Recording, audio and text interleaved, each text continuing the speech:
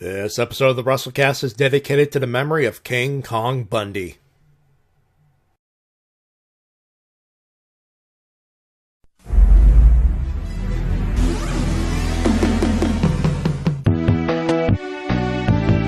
This is a presentation of RVT Entertainment.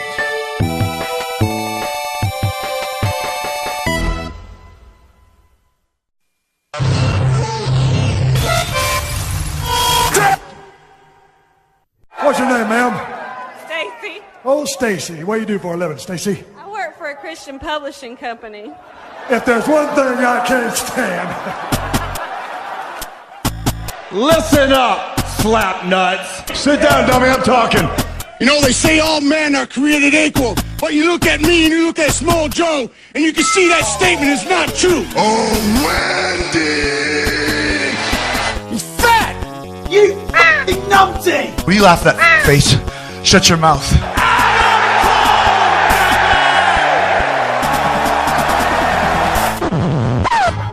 The cream of the crop! Nobody does it better. Hey, hi, hello, ladies and gentlemen, and welcome to the Wrestle-Cast, presented by RVT Entertainment on thebrokeninfinite.com, podomag.com, iTunes, and wherever else we find this fine audio recording and live on RVT Entertainment's official Twitch.tv channel. We talk about professional wrestling, both in mainstream and the independent scene. My name is Matty Jay. That is TWK. Hello, ladies and gentlemen. I'm TWK of TWK Reviews, and welcome to yet another edition of the Wrestle-Cast. I am now joined alongside by my once in a blue moon co-host, Matty Jay. What are you talking about once in a blue moon? I've hosted every goddamn show there's ever been of this show. Because I let you.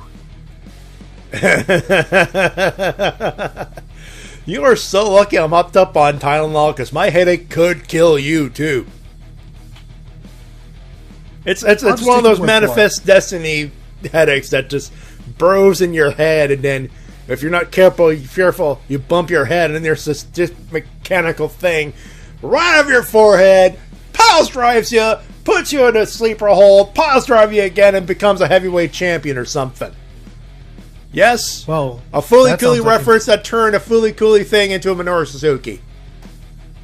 That sounds like one hell of an adventure, man, Matty. I will say, I am completely sober, and people wonder what. Yeah, I'm sober. Yeah, that's a thing. Let me tell you about the fucking day I had. Customers plus headache equals pissed off Matty. Well, you got plenty to bitch about tonight. Plenty of bitch, but plenty of good things to talk about too. This is the kind of week we like to have. It's like a little bit of stuff we could shit on, and a lot of good stuff to talk about too. One of those. No, weeks. you don't like positive things. You only like to go poo poo on everyone's party. That's all you do. No, that's Spoonie. That's Spoonie. He's been positive sometimes. True. Fair enough. Very true. More positive than you. You sure you're talking to the right guy here? You're so negative, you'd be Mr. Negative. That's what villain you would be. Are you sure you're talking about me or the nostalgia critic? Who? Or the anti-vaccination people? Yeah, the anti-vax people can go fuck themselves. There you go. I mean, they're legitimately getting kids, like... Dead. Seriously. Just say dead. Yeah, there are kids that are going to die because of them. Anyways, let's get to the positive talk stuff. About. Oh, what a show we have. Of course, Fastlane is happening this weekend, so we will have that preview for you in our third segment, as per usual. We have that. We have some news, some type stuff and things. And two jackasses who would like to talk about wrestling and make you laugh at the same time. We hope that at least one of those things is coming true. Well, at the very least, we could try to be entertaining. Also, Evil Rev's got a little 6-month subscriber sticker next to his name. Oh, that's right. Yeah, some of them. Yeah, I think that's a new update. That's a people who have subscribed. They get a little sticker, and like a silver or bronze sticker. That's a new thing, I think. If I'm not mistaken. Looks pretty nice. Also, thank you, Evil Rev. What do you say? I'm pretty sure I'm about to see it. It just says incoming transmission. Ah.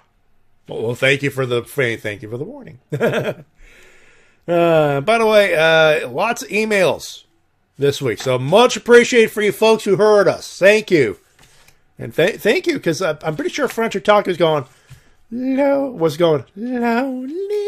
Mr. Lonely. One is the loneliest number that you could never do. Oh, that reminds me. Guess what I heard on Classic Rock Radio this week? What'd you hear? December by Collective Soul. Isn't that song from like the 2000s? No, the 90s.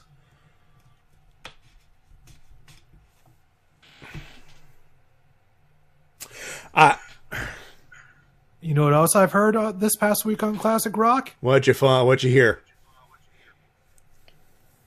Something unpredictable, but in the end, that's right. Hope you have the time of your life. T-Dub, ask me how I feel. How do you feel, Matty? Old. Yeah, they're playing songs from our childhood on Classic Rock now. I feel old.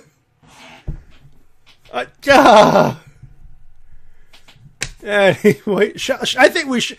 Yeah, let's talk about positive things. Like the thing we both saw on SmackDown Live. Yeah, I'm cameoing / guesting on other shows. Why?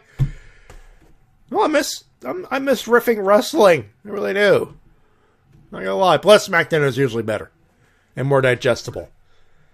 Plus, it's nice to be on a show where I could be roasted as equally as the rest of the people. Yeah, that, and I think you enjoy my crew that I've accumulated over the years. You got a good crew.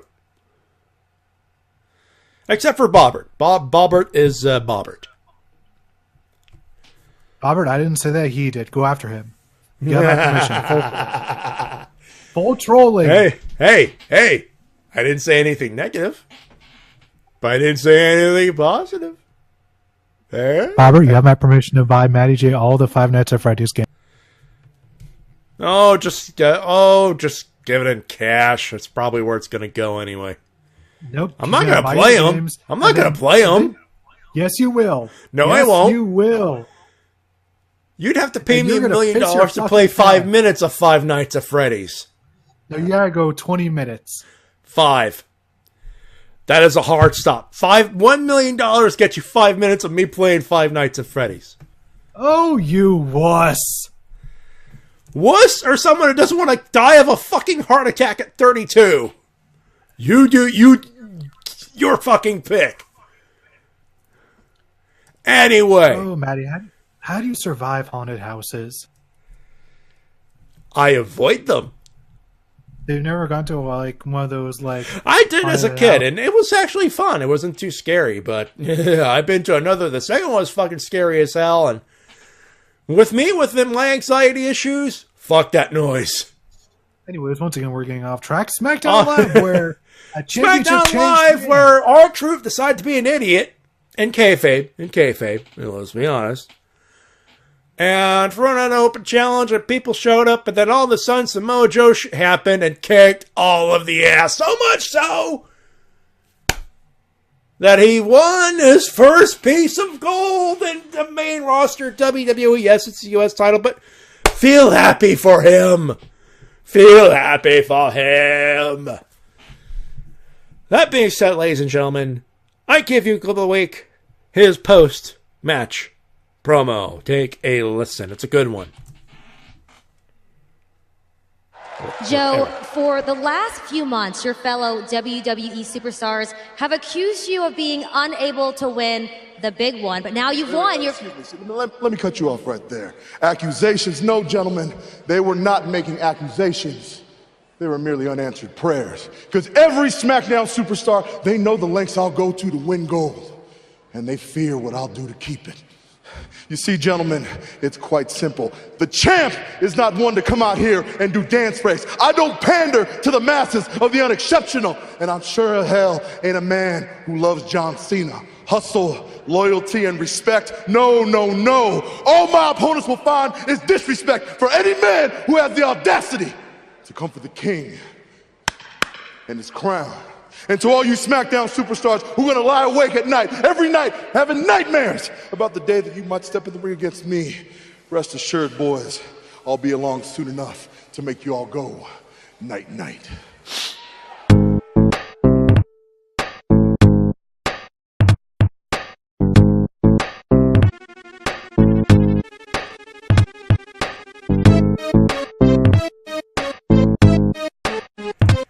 For those without the benefit of our chat room live thing, Evil Reverend in the chat, I just picture Samoa Joe in a haunted house. That's all you need. That is all you need for it to scare folks. Yeah. So you're expecting ghosts. All you get is me sending you to Night Land.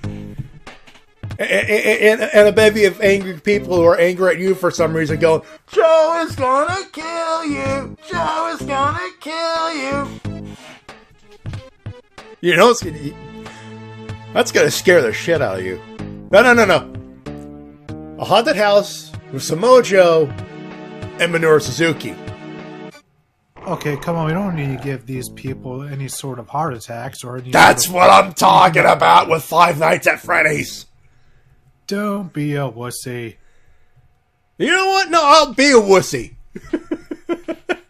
I am okay being a wussy in this particular situation. Somebody buy Matty Jay a PS4 and Resident Evil 7. Where the fuck would I put it? I have no proof for it. You can just throw your PS3 out the window. Nope.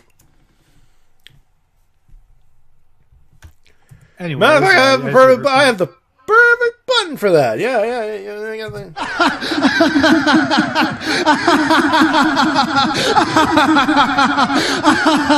No. There it is. As you heard from that clip, Samoa Joe finally won the United States Championship. That's awesome. Finally, validation for a guy we've been putting up forever as one like a badass. Yeah, he's definitely been one of those wrestlers that on the microphone would always talk a really great game, really tough game, but then they'd have him lose almost all the time.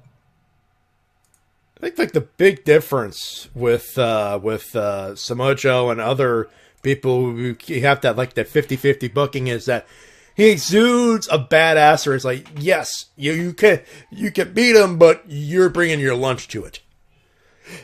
I think it's a combination of that and just the way he walks to the ring. He just looks legit. Yeah. Like he just looks like somebody who's going to just murder everybody. Everybody. Like you didn't feel like anybody was safe. You didn't feel like the referee was safe. You thought the timekeeper was going to get his ass kicked. You feel like, all right, just everyone just step the fuck away. Here comes Samoa Joe.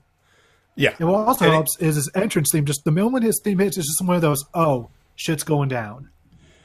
Michael Mortimer, I wonder if we can add PCO to that haunted house. Good Lord. This house is not human. By the way, I'm so mad they couldn't get the visa situation fixed up for him to go to Japan. PCO in a New Japan ring. Come on. I'd pay to see that.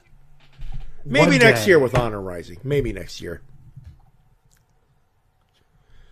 Is he not coming? I mean, the guy is working for Ring of Honor, so maybe he'll be at the that was the intention especially with Villain Enterprises, but they couldn't get the visa situation for Honor Rising fixed up. Stuck in Canada? Probably. I don't know what the situation was, but apparently he couldn't make it. That's what they said in commentary. I might be wrong, you know. On here, I thought like they were going to like. Hey, maybe I'll be able to ask it when I go to War of the Worlds. Oh, that's in June, right? Yeah, May 9th. Thursday. May 9th. So if you're wondering why the fuck on May 10th when we do the Wrestle-Cast I sound tired, it's more than likely I fucking will be. Because it's literally a day trip. May 9th, I leave May 9th around 8 in the morning. I check into the hotel. I got some grub and a quick nap. I go to the show. They have a meet and greet that starts at 5:30, so you bet your ass I'm going to be there. And, of course, there'll be a Ring of Honor show, and I will go to it, and I will go back to my hotel and sleep and wake up at the ass crack of dawn so I could take a train back and go to work. So, yeah. If I'm tired on the May 10th Wrestle-Cast, you know why. And of course, with that out of the way, we have to cover the sort of the bitter. Yeah, as you saw at the top of the program, one of many deaths this week. Unfortunately, we have to begin with a big one. King Kong Bundy, who passed away relatively young, as a matter of fact. This one was health complications. I mean, he was a big dude, so I'm assuming that was probably part of it, but. Yeah, King Kong Bundy, one of the big heels of the Hulkamania era, and definitely one of the more memorable ones due to his physique and ring attire. The walking condominium, the man who showed up on Married with Children. I've seen that episode. Yeah, he had a few cameos, as a matter of fact, if I remember correctly. I've only seen one of them. Yeah. It was the one where he ends up wrestling he wrestled a Bud who was in the bee suit. That's the one. Well, the big one, anyway. I'm kind of surprised that because their last names are the same, that they didn't use this as some sort of way to have him be like, oh, he's Ed Bundy's cousin or something. Al Bundy, he's like Al Bundy's cousin or something like that. You know, like, oh. Some sort of kayfabe situation? Yeah, because I've seen shows do that all the time. Like, because Vader was the father of one of the characters from Boy Meets World. Yeah. I don't know. Maybe it would have been something they worked into with when was that was just after WrestleMania 2, so I don't know. That was a weird situation. Nevertheless, King Kong Bundy definitely made a name for himself as being a capable hand. He was always seemed reliable whenever they needed a big bad heel to just destroy somebody. There he was. And so here's something I didn't even know before I found that out. The Bundys and the Rhodes. The Bundys were named after King Kong. The Rhodes after Dusty. In that show, in Married with Children. Yep. Well, at least one of the writers was a wrestling fan. At least one of them. That's for sure. Yeah, of course, the other big one, a bit of a more old school one, is Dick, the Dick, not the Bruiser, but the Destroyer. Yeah, people may recognize him by when he wore the white mask with a red outline. Yeah, that's the one. He is a Canadian. Yep. So, proud legend from your neck of the woods. Proud legend. I mean, I've not seen enough, so I can't. I'm not going to try to attempt to make justice of it. Hell, there are many who have done, who will do a better job. Anyway, Dan the Mouth Lavransky did a great audio version of a tribute that you can find on YouTube. I will refer you folks to that as to how big of a deal he was. His biggest moments, though, quite a few people during the 70s and 80s, was in Japan, where apparently he did a good job building relationships between North America and Japan. He was one of the people who built that bridge. He had a great match in All Japan with Mil Mascaras. Well, actually, I watched that the other day, and I'm like, wow, these two guys worked well together. The one thing that I always know about the Destroyer is that fact that he he was featured in quite a few Japanese video games, so that should tell you just how big of a name he was, the fact that he kept on showing up despite, how long ago his prime was. Yeah. Easily. And one of the few people who kept kayfabe no matter what. That mask was on ad nauseum. Yeah, and of course we cannot talk about King Kong Bundy without talking about the man who fucked everything up this week and just had to make everything about him. Before we do, we need to talk about Luke Perry real quick, who is the father of Jungle Boy Nate Coy. Obviously, you know him from 90210 and his, I believe he had a more recent role, which I forget on top of my head. So that's another thing. I think it's in Riverdale. That's which the one. I have not seen yet. I haven't watched that show yet, but I've heard mixed things about it, so who knows how good it is or not. But I'm sure he put in a good performance because I've heard he's a really good actor, although I can't say I've seen many things he's in, which I kind of feel bad about right now. Yeah. Sideshow Luke Perry. That's yeah, that's definitely where I know him from. Yeah. Good old Simpsons. Yep. And of course, let's lighten the mood up a little bit. I'm not gonna laugh as hard because I think I laughed enough. But ladies and gentlemen, let me tell you a tale of the wrestling internet and the dumb blonde asshole who fucked up. And that dumb blonde asshole was sadly Enzo Amore. I wonder if he still has that tribute up. Let me Google the thing. If he hasn't taken it down by now, then he is a man. He indeed is, if that's the case. I am checking. Do. Of course, he retweeted and... He retweeted Alex Trebek. That was a thing. Yeah, that was a kick in the dick to see that. Yeah, like to see him but he announced his cancer with really amazing poise. Like, holy shit, that guy's a pro. And another Canadian. And ladies and gentlemen, I'm proud to announce it's still up.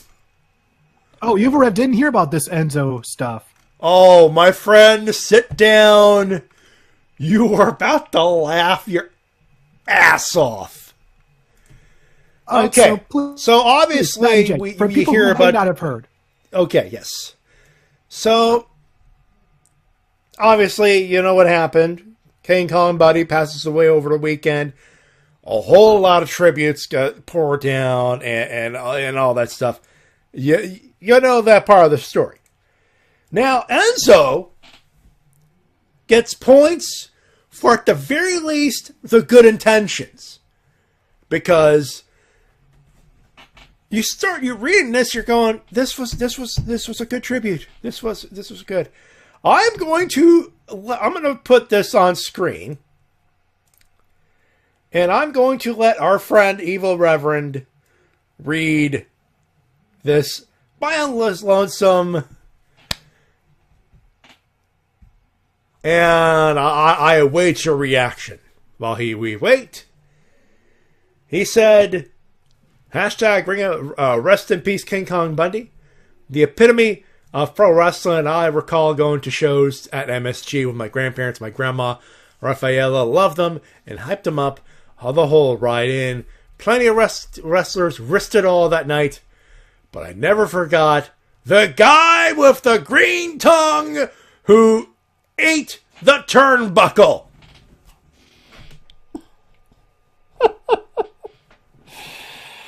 I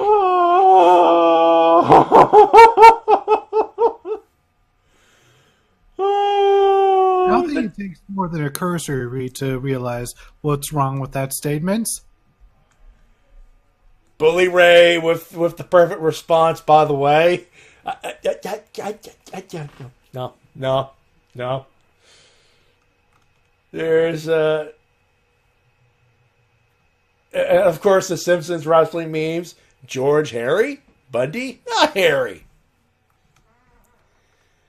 There's another one. There's cocaine. It's a hell of a drug.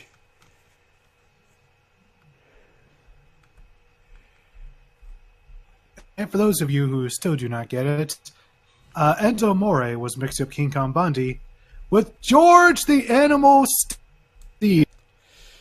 Yep. That happened. Just. Oh, wait, George Steele, proud Detroit boy. Yes, he is. He was, anyways. By the way, George Steele died back in 2017. Yeah. So it's still a fitting tribute, but just wrong name. Just the wrong name.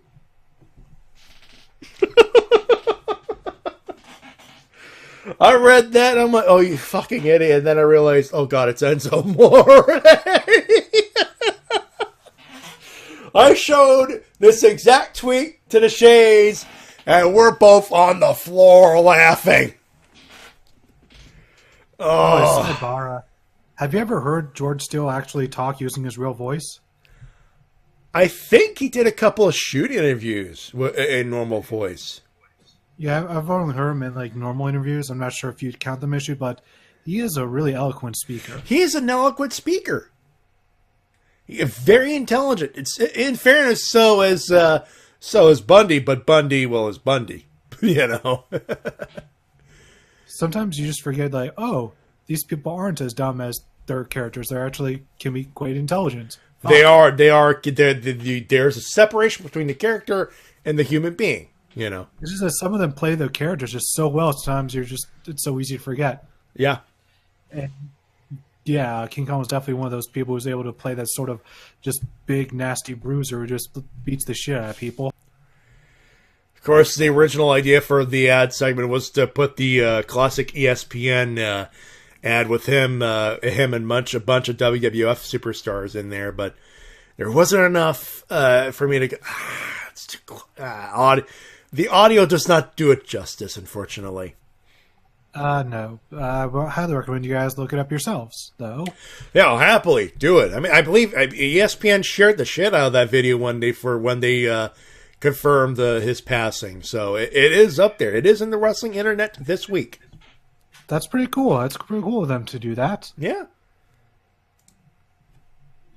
Let's see. Something else that just makes me sort of head at desk is WWE. Stop going full Russo.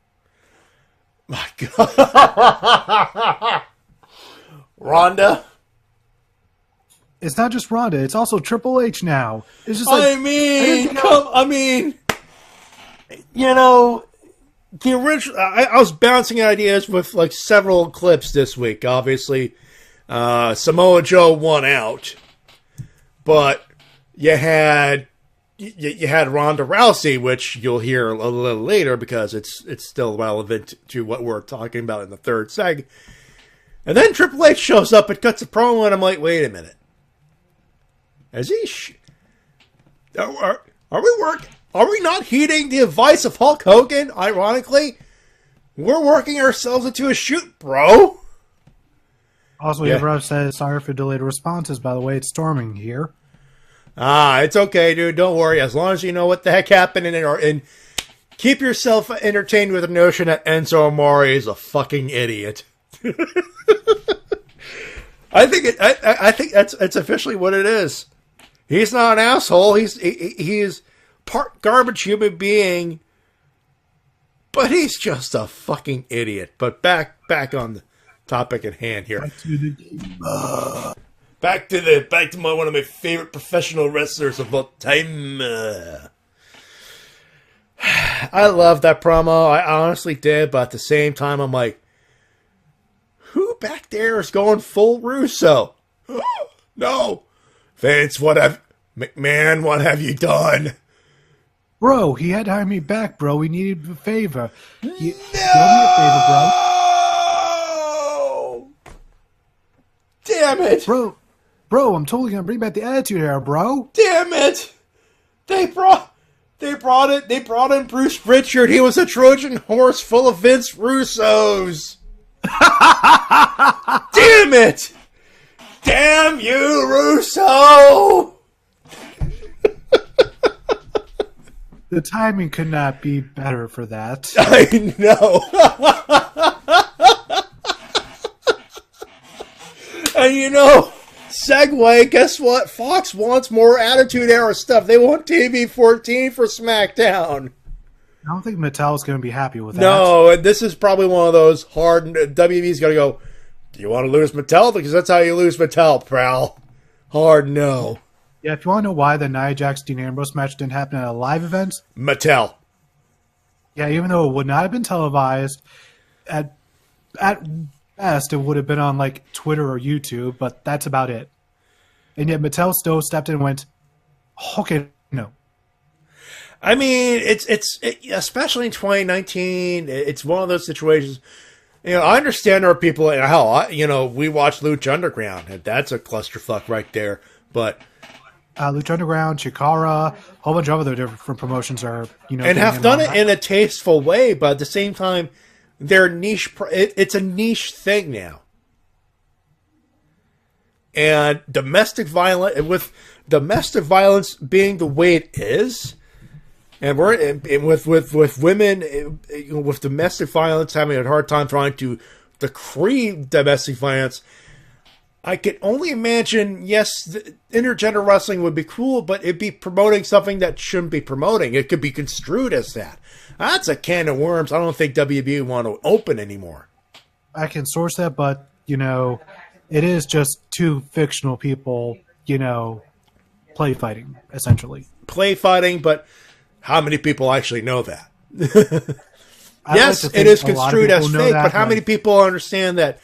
But all you need to do is hear one hard bitch slap to the face, or really show Minoru Suzuki versus Kana. That's Asuka, by the way. And, boom, dead. That's why you gotta, structure into matches in a certain way, I suppose. It's one of those, but it's one of those, like, you could be as creative as possible with it. You could be, and I could see a way to do it, but you're going to piss off so many people by even trying to promote something like that. What's most interesting about this is the fact that I've actually seen a lot of WWE's female superstars actually trying to promote intergender wrestling. And that's cool. If they want, and you know what? It's one of those things, like, if both are consenting adults, it shouldn't be a problem, but it's one of those situations. There'll be one parent or one mother with a wild hair up her ass, looking for something to bitch at. And then 2 days later, boom, Mattel gone. There goes the money. Does unfortunately seem that way. That's what I'm afraid of. Like, you and I both agree, intergender wrestling has been and can be done well without issue. I'm not worried about that. I'm worried about the one motherfucker who's going to fuck it up for everybody because they want the PTC to fuck up WWE again,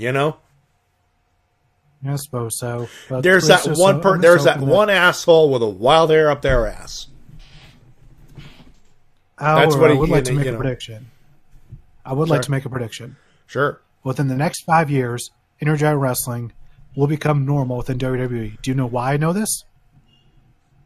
How? Because every 5 years, WWE picks up on whatever the trend was back then. That's very true. But it would have to become a trend in the first place. It is becoming a trend on the independent scene. And when something becomes I would a trend argue on the that. Here's the thing. Every time something becomes a trend on the independent scene, usually 5 years later, that's when WWE picks it up.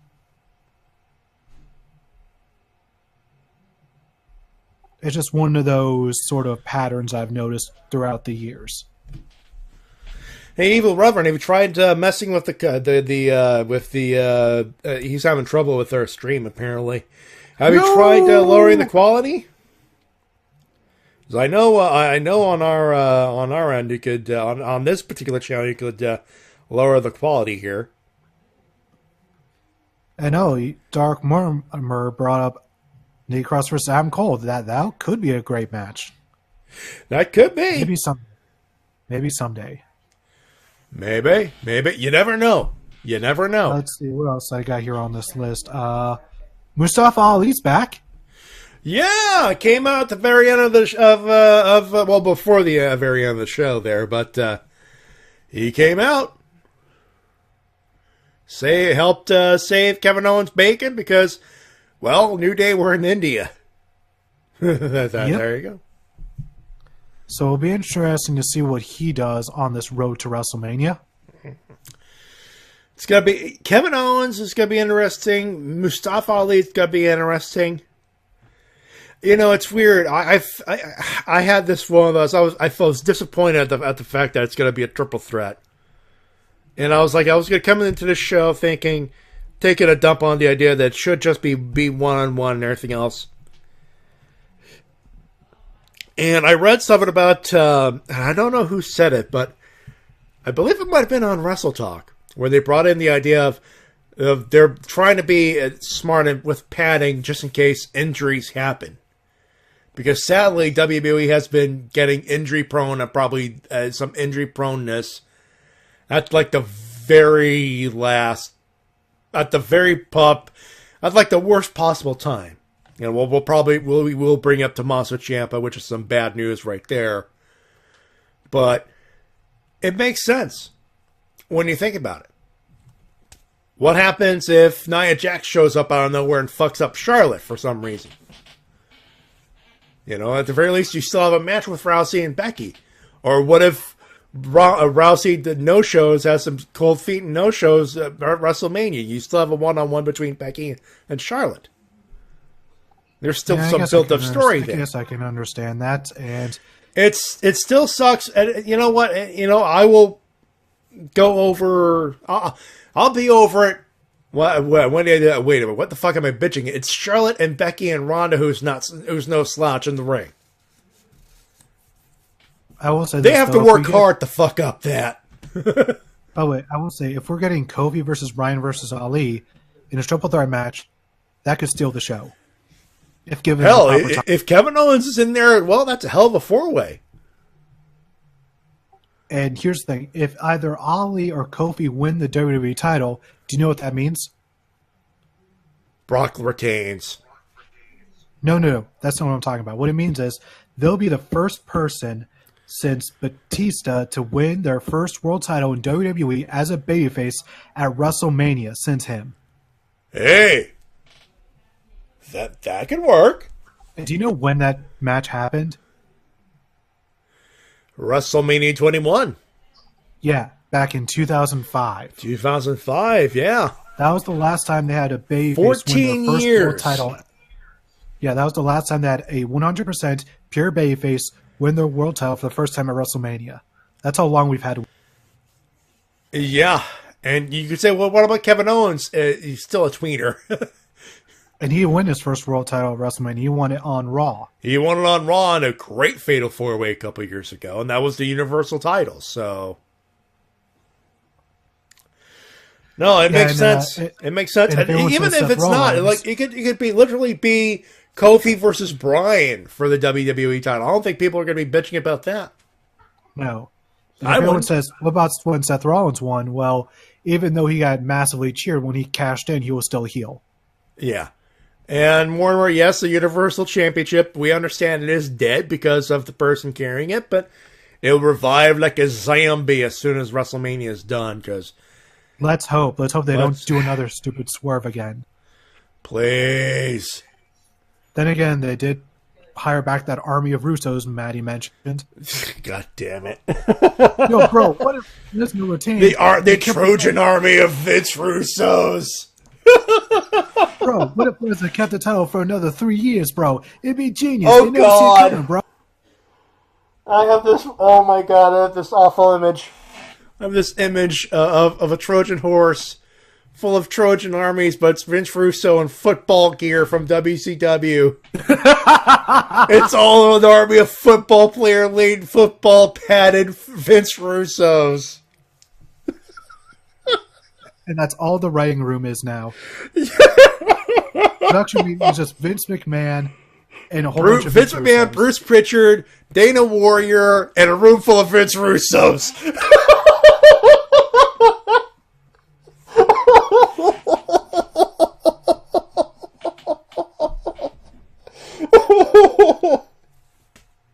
Bro, instead of a one-on-one match between Charlotte and Becky Lynch, why not a pudding match, bro? Bro.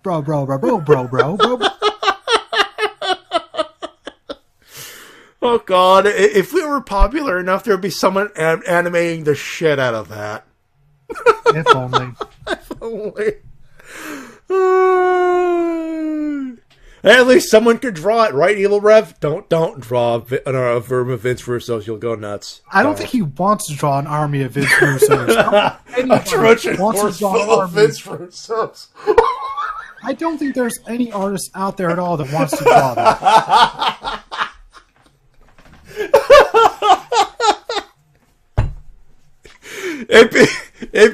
You know what? There's no one trolling enough. You do not know the internet, do you? Anyways, another thing we have to note is that I needed that laugh. At least one more time. Wait, what now? The Shield reunited one more time. And they will be at the WrestleMania. Also, yeah, the button I wanted to press here. So wait, you don't expect the internet to be trolly enough? You must be new here. Anyway. But yeah, the Shield reunion, the Shield reunited. Roman was like, I want one more. I want a favor. I want to put the band back together. And they will. The Shield will take on Baron Corbin and the mid-card of evil. I feel like there should be sinister music after you play that. After you say that. It's the mid-card. It'll just be a sub-fart noise or something. The mid-card of evil. Judging by how they've been booked, yeah. That's actually... Yeah, I could totally see that happening now. And we'll discuss more about the Shield in our third segment. Of course. Because all my thoughts with them at the moment coincide with what I think will happen at the pay-per-view, which of course we can't talk about now. That's Seg 3 stuff, so teaser. Shh, kayfabe. Anyway, something that will remain a teaser for all of eternity is the blow-off between Tommaso Ciampa and Johnny Gargano. Oh God. So obviously you've heard by now that Tommaso Ciampa had an injury. Turns out he was injured beforehand and was trying to work. Was say, listen, I can work through this. Just let me get to TakeOver.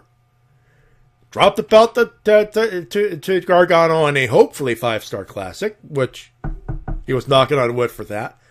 And I'll fuck off for a year, get my neck fixed. Well, see, unfortunately, what happened there was Murphy decided to fuck things up. Not Buddy Murphy. Not Buddy Murphy. Though I'm pretty sure if that was kayfabe, he'd work that neck. No. Murphy's Law, unfortunately, intervened in this one.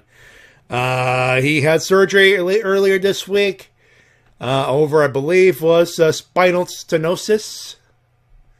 Was the original? Was there's a couple of herniated discs and spinal stenosis, and the translation of that is Tommaso Ciampa will not make TakeOver, sadly. He's not going to make TakeOver for quite a long time. He is gone for at least a year. So he'll have to drop the NXT title. They at the very least have one more taping wrap to get that going, and that they will work that through. But Yeah, it's a good thing they still have a set of tapings, because had they put everything in the can, they would have been fucked. Yeah, that is one of the downsides of NXT, is the fact that if you do too many tapings, then someone gets injured right before a live pay-per-view, you kind of get a little fucked, which they kind of are, but at least they have a bit of wiggle room now where they can, I guess, hold a tournament to decide Gargano's opponent. Yeah. It looks like the way things were going to go was DIY reunited, obviously, this week, doing for the Dusty Rhodes Tag Team Classic. I think I could be reasonable in thinking Gargano was going to fuck over Ciampa to set up that match at Takeover New York, or Brooklyn 5, whichever you want to pick. Well, they're calling it TakeOver New York, even though it's in the same building as Brooklyn. So it's Brooklyn 5, New York, whatever. It's a takeover. I know, it's weird. It's like they're calling it something different just because it's not happening before SummerSlam. Even though it's the exact same building. Yeah. It's the same building, but it's why? Just call it... It's TakeOver Brooklyn. Shut up, WWE. It's a thing! Sure, let's go with that. It's a thing! And I even typed it's a thing in the thing. Anyway. Well, that's the thing that happened. So yeah, unfortunately, Tommaso Ciampa is gone, sadly. First the knee, now the neck. In the midst of his greatest heel run ever, too. Good Lord. At least he got a really good run with the NXT title. Hey, nothing to bitch about here. Yeah, that's just the best way. Yeah, Mortimer in the chat. The greatest sports entertainer forced to give up his goal, give up Goldie. What a tragic moment, especially when you have to give it up prematurely. Yeah. Poor Tommy Entertainment. Yeah. All right, moving on to things that are bittersweet is the soon-to-come retirement of Jushin Thunder Liger on January 4th, 2020, spanning a career that went through 5 different decades now. It will go through 5 official. It'll span 5 decades once he reaches his final match at the Tokyo Dome in 2020. This was announced, I believe, a day after the anniversary show for New Japan Pro Wrestling. He lost his title match against Taiji Ishimori, which was an awesome match, by the way, boys. Good God, good match, boys. But he said, "Listen, I'm done. I've done everything I could do. I can't really grow anymore. Plus, I'm kind of getting comfortable at the announce desk. Let's make it official. One more tour, and hopefully he makes it to Toronto because I want to meet him. Yeah, I've unfortunately never been able to see him wrestle live, although I would personally love to. Because you got a whole year. Hopefully he goes on around the neck of your woods. That would be nice because he is legitimately one of the best wrestlers in the world, period. Because, like we say, he started in the 80s, wrestled through the 90s, then the 2000s, now the 2010s, and then it's going to end in 2020. Like we said, 5 decades, technically. 5 decades. Yeah, he's journeying through 5 different decades of wrestling, and throughout that entire period, he never really lost any quality with any of his work. He's remained. He started in '84, as anyone would do in New Japan. Got the gimmick in '89. So when Hulkamania was at its peak, he got the gimmick that would transcend the New Gen era, the Attitude era, and all the other eras in the Fed. He went through WCW. This guy's seen the wrestling boom. 2 wrestling booms. Yeah, this guy has pretty much lived through it all. I mean, this guy was obviously one of the standouts for the junior heavyweight division in New Japan. And the fact that when he got injured in the 90s, he was able to change his style from that of a high flyer to that of a more technician, and he made it work. He made it work like a boss, like a champ. So, and on top of that, just think about his gimmick. Look at the way he looks. That given to some average Joe Schmo, that could have fallen flat on his face, but he made it work for a decade. He's kind of like the Japanese Undertaker in a sense.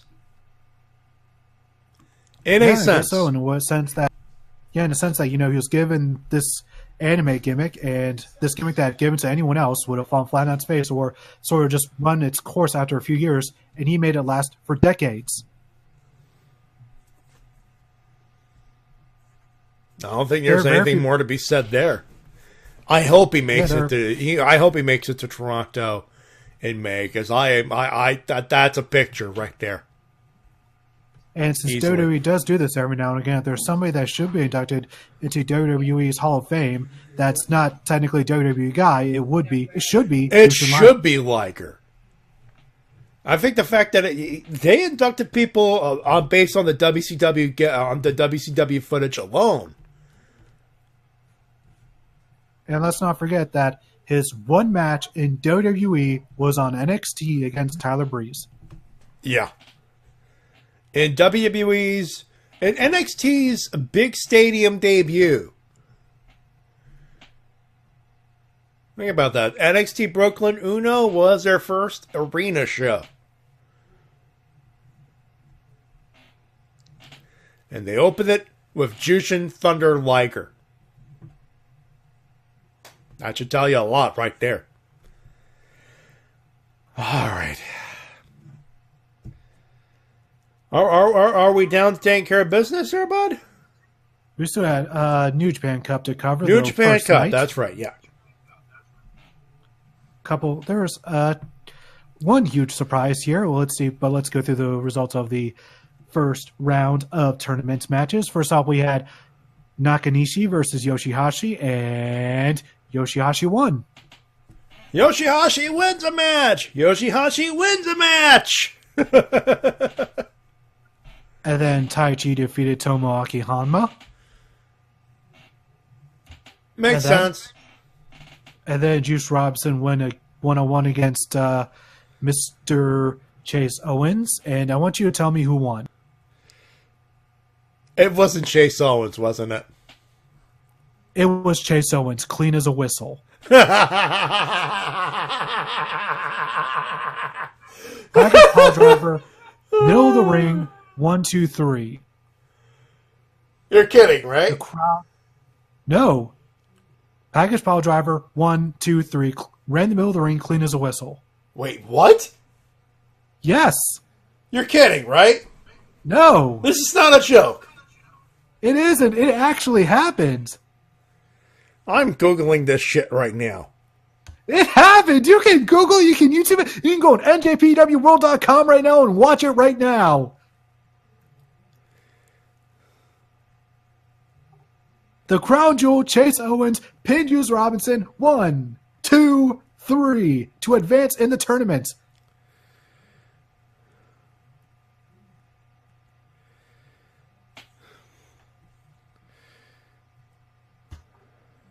And Dark Mortimer says, it's raining donuts outside right now. Thanks, Chase Owens. No! That... I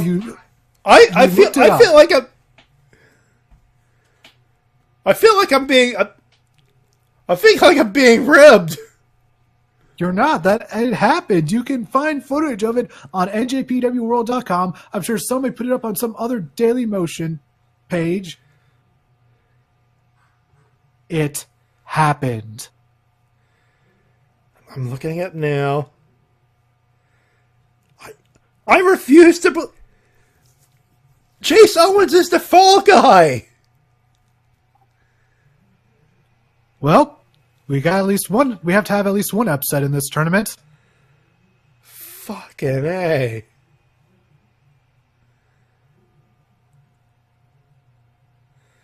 All right. I got the link. All right, let's see. We got some highlights here. Time for Matty Jay's reaction, and wait for Matty to lose his mind. Wait for it. All right, he's reversing. Aloha, Chase. Aloha, Chase. Oh, nope, no good. 1, 2, no. Chase. Ooh, okay. He caught him with that. Oh, wow, he reversed Pulp Friction. Yep. Oh my god, that knee to... Oh god, knee to the face. Lariat.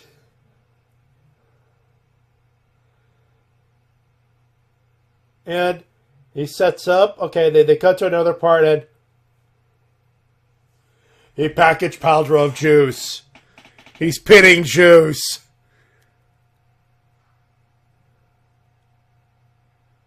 What? What? Yep. What? Chase. Yep. Chase. Motherfucking Chase Owens won. Yeah. Mr. Crown Jewel of the Bullet Club, Chase Owens, won a match. A one-on-one match, to be exact. I believe this is his first one-on-one match victory in New Japan, if I'm being correct. Would someone please correct me if I'm wrong? This is... Holy fucking shit. I know. Like, that was my reaction watching. I was like, holy shit. Holy shit. He won a... Chase Owens won a match. Chase Owens won a match. Holy crap. That right there, that is your Isotopes win a game moment. Yes! The Isotopes win a game! Horowitz wins! Horowitz wins! It was just a highlight thing, and I just advanced. She's like, I live in the world where Chase Owens has a victory over a champion in New Japan. Which means he's got a future title shot. He's got a shot at the U.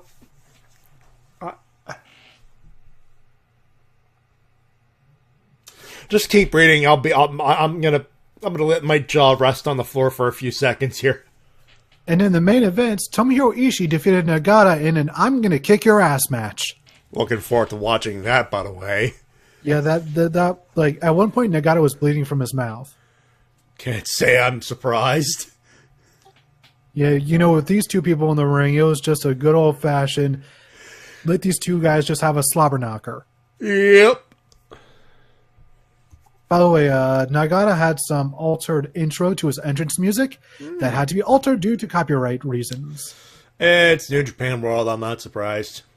I know, but I would have liked to know what that was at the beginning of his entrance theme that they added. And in the final bit of news, I hope everyone's been enjoying their Fire Pro Promoter DLC for Fire Pro Wrestling World, because if you're on Steam, then coming up on March 13th, you're going to have more DLC coming your way. Wait, what? Remember that Junior Heavyweight DLC they were talking about? The whole new campaign and a bunch of wrestlers? Yeah. On March 13th, that's coming out on Steam, and April 11th for PS4.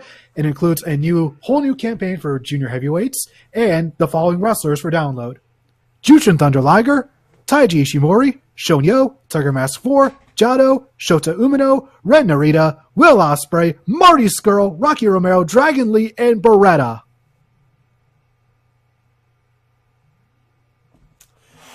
I'm about to fork over a shitload of money to Spike Shunsoft in about a month, am I?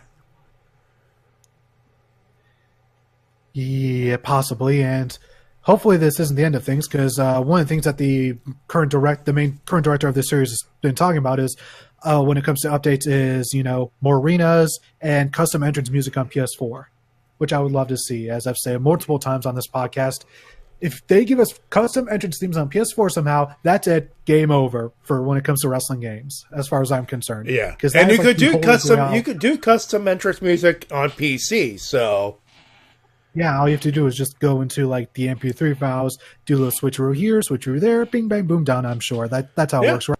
Yeah. Have you been doing it? There's a BGM folder you could do. I actually have the bookmarked in my quick access side. You could actually put MP3s to that. I've done that before. So yeah, on the PC, of course, it's super simple. Just click, copy, paste, done. You got entrance music. On PS4, it's a bit more complicated than that, I'm sure. So if they can figure out a way to get us to do that on PS4, that would be amazing, because one of the things that has irked me about WWE games on the current gen is that no more custom entrance music. So it'd be cool to actually create a wrestler and have them come out to the appropriate theme. Like actually, create like Matt Hardy and have him come out to the ring to, oh yeah!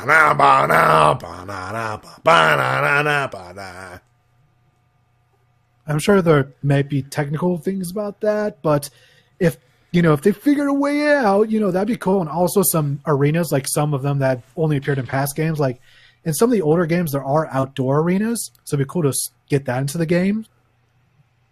And maybe some other ones that I'm not aware of, or if they really want to throw back, maybe throw in a 16-bit arena. I don't know. I'm going crazy here with ideas now. Yeah. You're throwing ideas out there, and Spike Chunsoft is probably listening to this. Who am I kidding? They're probably not, but you get the idea. Anyway. Nevertheless, I look forward to seeing what future updates they have, because one of the things they've also been doing is free move updates. Like, they're just going like, okay, like every month or so, they give us like 3 new moves, which is pretty cool. Mm-hmm. So, like I said, look forward to seeing when we get in the future, and that's all I have on the news section. You got anything, Matty? No, I just want to go straight to it because we've been at it for about an hour now. And we got a lot of emails. Well, I get the feeling you were preparing for a show that didn't have too many emails there. I actually thought we'd go a bit quick on the news, considering that I didn't have a lot to go through, but I guess we were able to stretch it out just enough. Just a bit. Plus, we're on a roll in the entertainment department. Shows you were thinking we were going to suck in the entertainment department tonight. Ha! It's time for your emails and comments. You can send them by the Wrestle-Cast at gmail.com. I'll repeat that because I went that a little fast. You can send them at the Wrestle-Cast at gmail.com. And, oh boy, Fronto Otaku asked, you folks listened. Lots of emails. And this is a bit where I need your help there, T-Dub. We begin with a pair of people who are very familiar to our RVT Entertainment Reverend. And let me just find that real quick. Find the appropriate chat room to post this in. And await my cue for this one, by the way. Do not read as of yet. We begin with Mike Shell, who I believe might be in the chat. Let me double check that real quick. He is not. He is not. Do you know why he's not in the chat? Probably at work. I have another reason. What do you think? It's because he's fat! He's getting ready. There's a reason why he's getting ready with the Scott Steiner jokes, folks.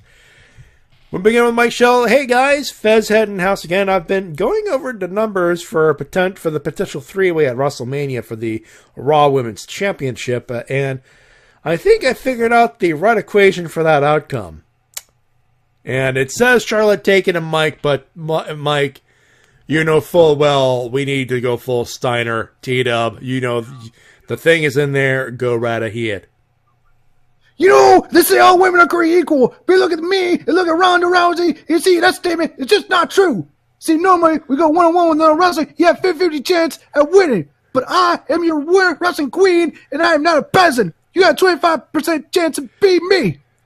And then you have Becky Lynch and the chance of winning just to go down. See, at the way at WrestleMania, you got 33 1/3 chance of winning. But I gotta say, sis, 2/3 chance of winning, because Becky Lynch knows she can't beat me, and she's not even gonna try. So Ronda Rousey, you take a 33rd chance minus my 25% chance winning, and you got a 1/3 chance winning at sacrifice. But then you take my 75% chance winning, and if it was going 1-1, yeah, then I'd say 2/3 chance, and I got a 141 2/3 chance of winning at WrestleMania. Senorita Ronda, the numbers don't lie. And this bonus answer for you at WrestleMania.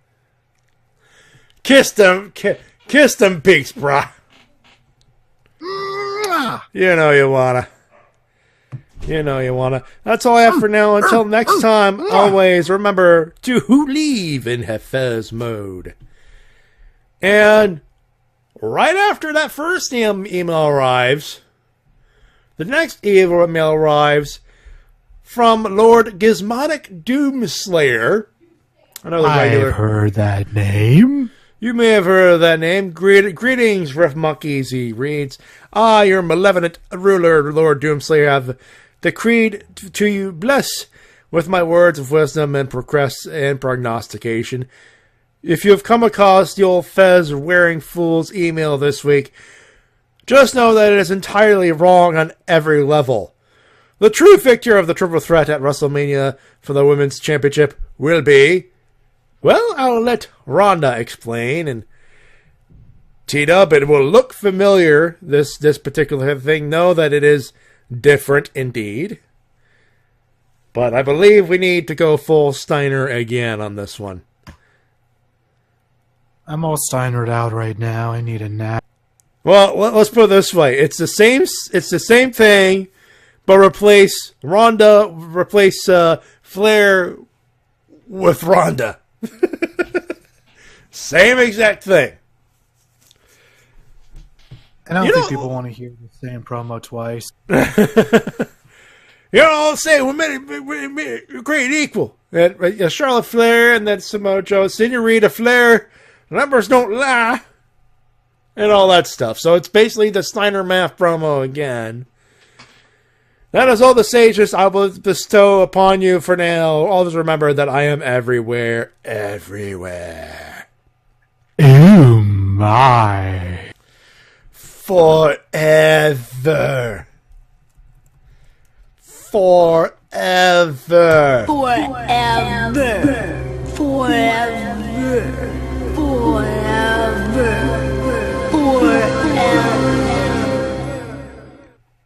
Alright, next up, T-Dub, you know who it is.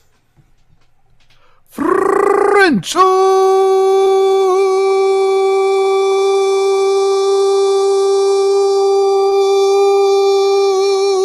Taku. What's up, Devil? How you doing, Devil Pogo Stick? Hello, Wrestle-Cast, says French Otaku. About last week, I guess I dropped the ball on that sketch of Becky Lynch being in jail. So instead, I'll take a shot at Ronda Rousey failing to tweeting back at Ronda at the Mayan. I got 3 good ones. Again, if I offend anyone, please do not read them in the stream. I'll read them anyway. This is he's sending these in the voice of Ronda Rousey. 1. You know, Beckers, you're similar to Justin Bieber in size. You stand 5'6" tall and weigh 134 pounds, or as I would call it in jail, just right. Just like a bite-sized Snickers. Reference to Conan O'Brien one-liners there. Number 2, with all that orange, you look like a fresh carrot, and you'd be delicious in a carrot cake napped with chocolate. Favorite of white being dark. Okay, and 3, after Marine 6 close quarters, people will see you on your next blockbuster. Becky Lynch as Michael Cole in A Night with Heidenreich. She'll call herself the man, and she's got to pay the price. And yes, I feel sick doing these jokes. Men getting owned in jail. Moving on. I'm not going to talk about Raw, SmackDown, or NXT since Sunday we got a pay-per-view. Fastlane just 2 weeks after Elimination Chamber. I just don't feel like watching that show despite having some good matches on the card here. Kickoff La Sombra versus Rey Mysterio Jr. Why does this WrestleMania level match being sent to the kickoff slot? It's just a waste. Especially after seeing what they're capable of on SmackDown. Why not a qualifier match to face Samoa Joe for the U.S. belt later in the night? Oh well, Andrade to win the match, he calls. The Shield versus Barry, Dewey, and Bobby. How to do something with these names. With Ambrose leaving WB soon, it's not surprising to see a Shield reunion one last time. Plus, he'll do most of the work since Rollins is still not 100% and Reigns is still it might be a little rusty. But I don't expect to win against Drew, Bobo, and Baron Von Baron. Sad face. The New Day versus Crush Knackers. I like that name. I actually do love that name, Crush Knackers. Gotta give it a name to the team of Rusev and Shinsuke, even if Rusev may or may not leave WWE soon. New Day to win since Kofi still hot with the shocker of not being challenger for the World title. SmackDown Women's title, Asuka Dono versus a soon-to-be broken Broom. Ouch. Heard that what happened was Asuka, she got injury scare. She got an injury scare during a house show against Mandy, and of course, she was worried about that. She might have been injured of her realsies, although, even so, I don't think Mandy will win. She'll be over in less than 10 minutes. Only for Lacey Evans to show up and challenge Asuka for the title at WrestleMania 35. By the way, I'd like to note that just from what I've seen of Mandy Rose as of late, she is definitely above stick with tits territory. Yeah, she's competent in the ring. Okay? Yeah, we don't have to worry about her being one of those... Well, I don't think we have to worry about anyone being sticks with tits. I mean, the only thing would be Lacey Evans, and I could just chalk that up to that Royal Rumble debut as just nerves. Because I've seen a couple of her matches in NXT. She's competent. I think everyone in that main roster is good. So yeah, I think everyone at this point on the main roster has some level of competency that we can say that, yeah, they're above that sort of line. Yeah. You know, I think the worst we have at the moment is Nia Jax, and so I think we're good now. And again, with Nia Jax, it's just a bad spell of botches. It happens with everybody, you know? Yeah, so I think that at this point, you know, we've finally, you know, reached a level where everyone in the ring... the line of quality is higher than ever before with the women's division. That's not a bad thing. It's just now we just need to get, you know, Vince McMahon back up to speed with the creative in his mind. Because he keeps, even Dark Mortimer in the chat, Mandy has improved since being called up. That is very true. Raw. All right, so women's tag belts: Huggin Boss versus Samoan Slaughterhouse. Keep the belt on Bayley and Sasha, please.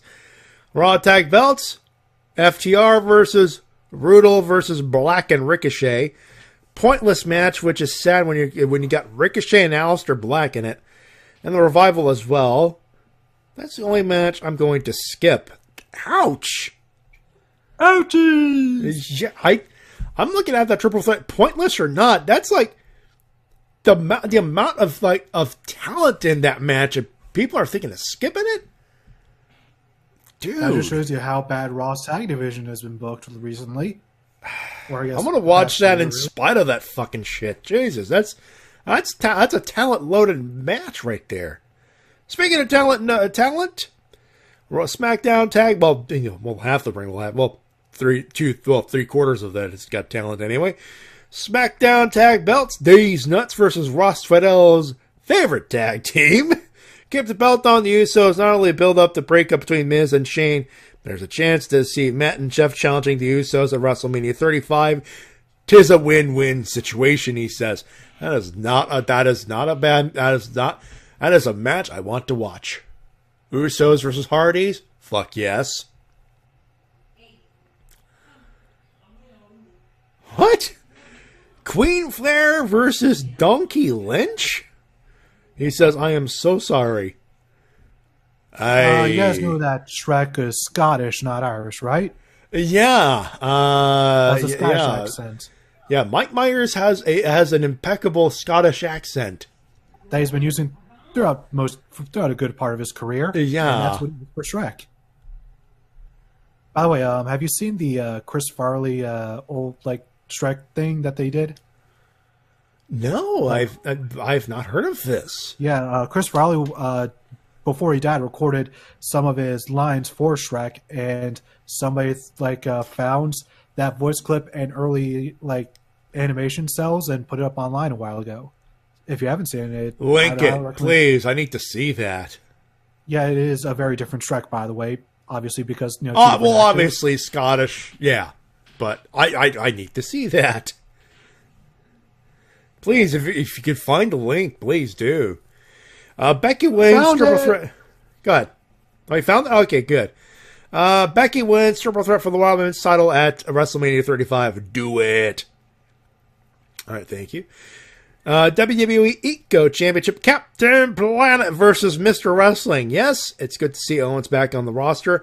And yes, Brian V. Owens Can't get enough of that, but unfortunately Bryan will retain, which will lead to Kofi being next in line, which makes sense.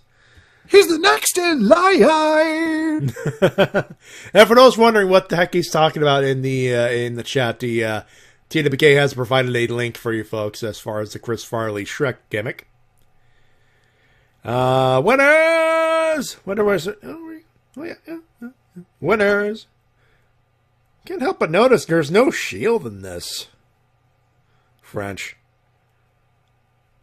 Anyway. Well, considering the long week, it's I easy to mean, forget in some all things. fairness. But this was sent in Thursday? So this was already... You know what? I'm not even gonna... it is what it is. And it's gonna be a long show anyways without it. Winners! Well, say what you will, but Tori Wilson joining the Hall of Fame, and yes, there's a chance she'll corpse, so... I have the button for this. I have button. I has button. Where's the button? Aha!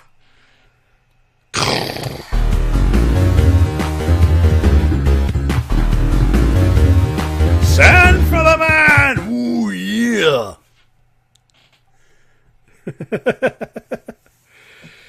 Samoa Joe as a new U.S. champion. Finally, Joe won a title on the main roster. Please don't fuck this up. They'll fuck this up, aren't they? Shh!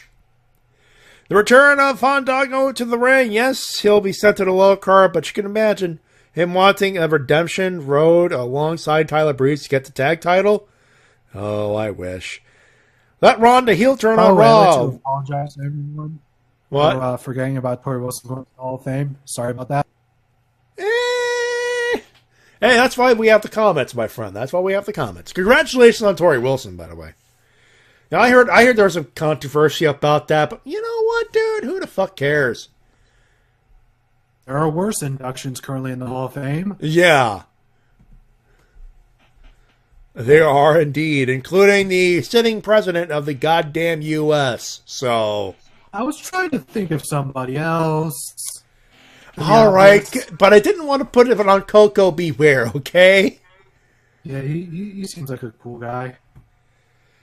Coco Beware is earned some sort of Hall of Fame induction. Everyone shits on Coco Beware, for God's sakes. He made Pile Driver. Yeah!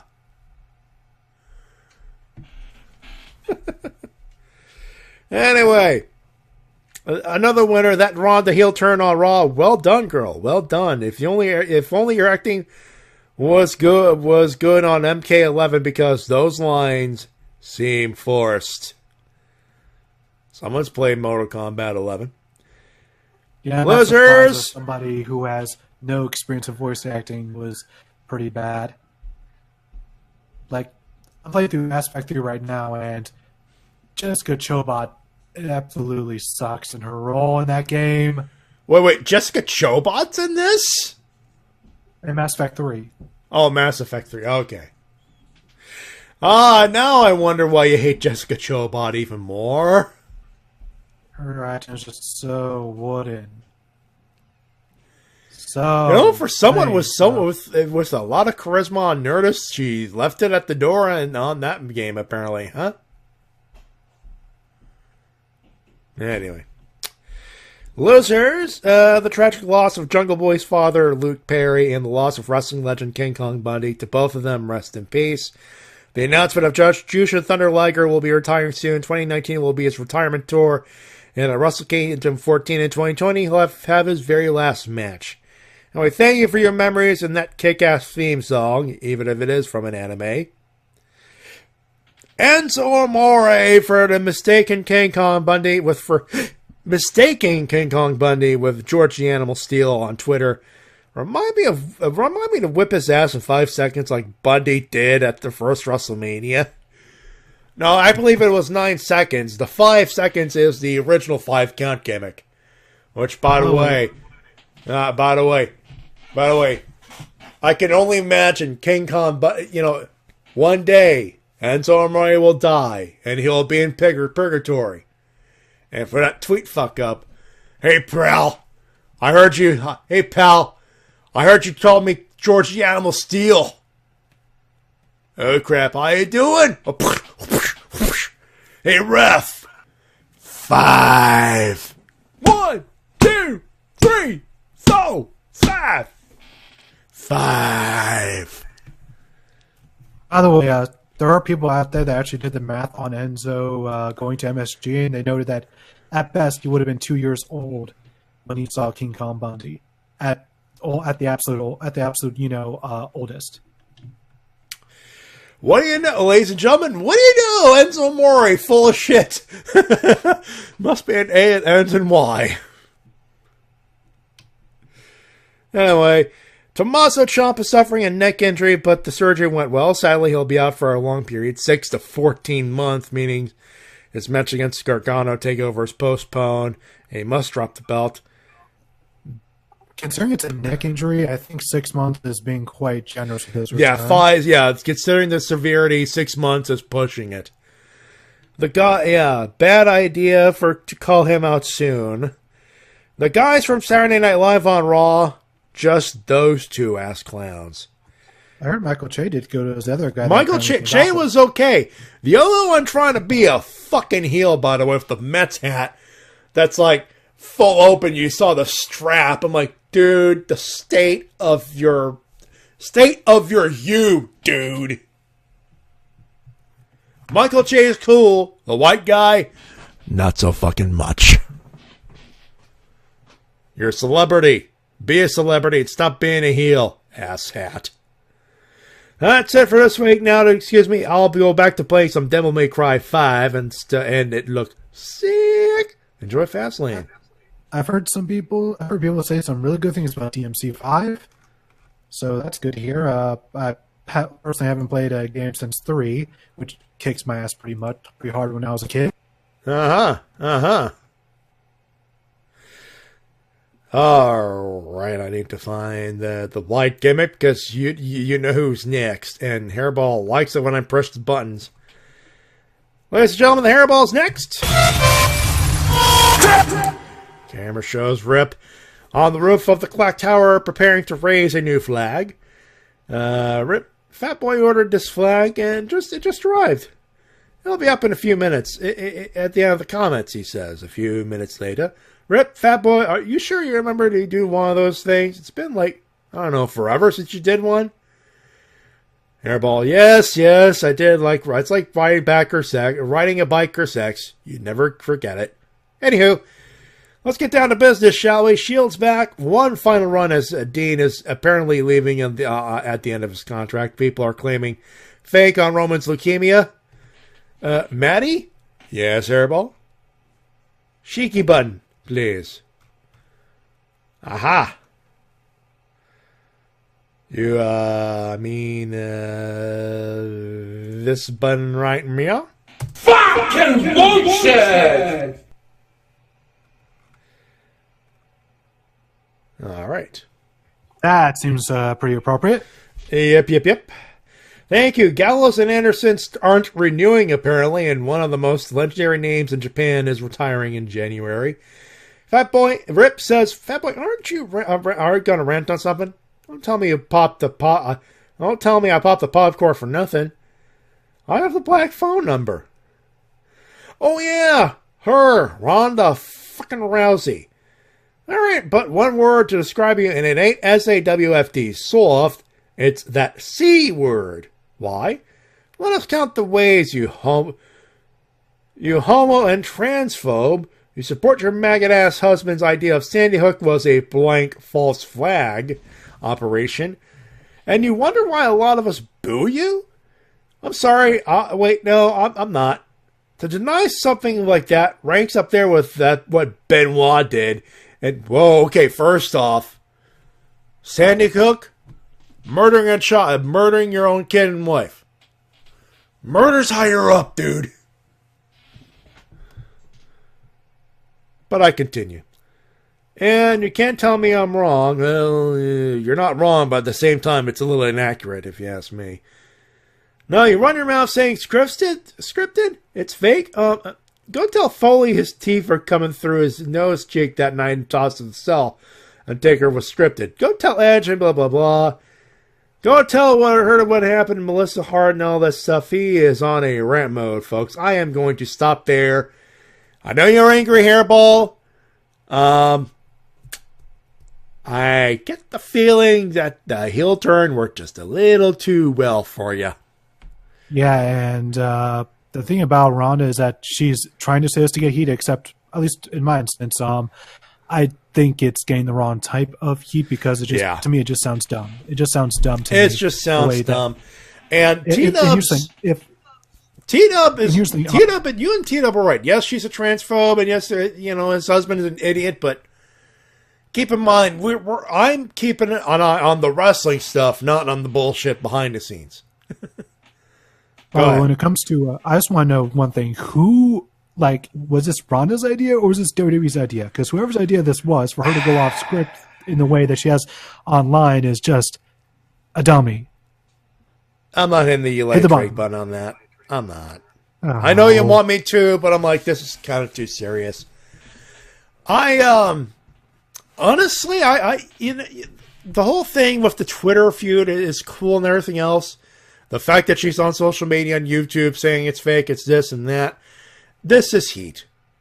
She's working you. Or at least doing her best to be a heel. I just don't understand, the logic of if she's going to start selling at WrestleMania, it's the same reason why I don't exactly like the whole Triple H thing of, this isn't the character. I'm coming to kick your ass. I'll come to your house.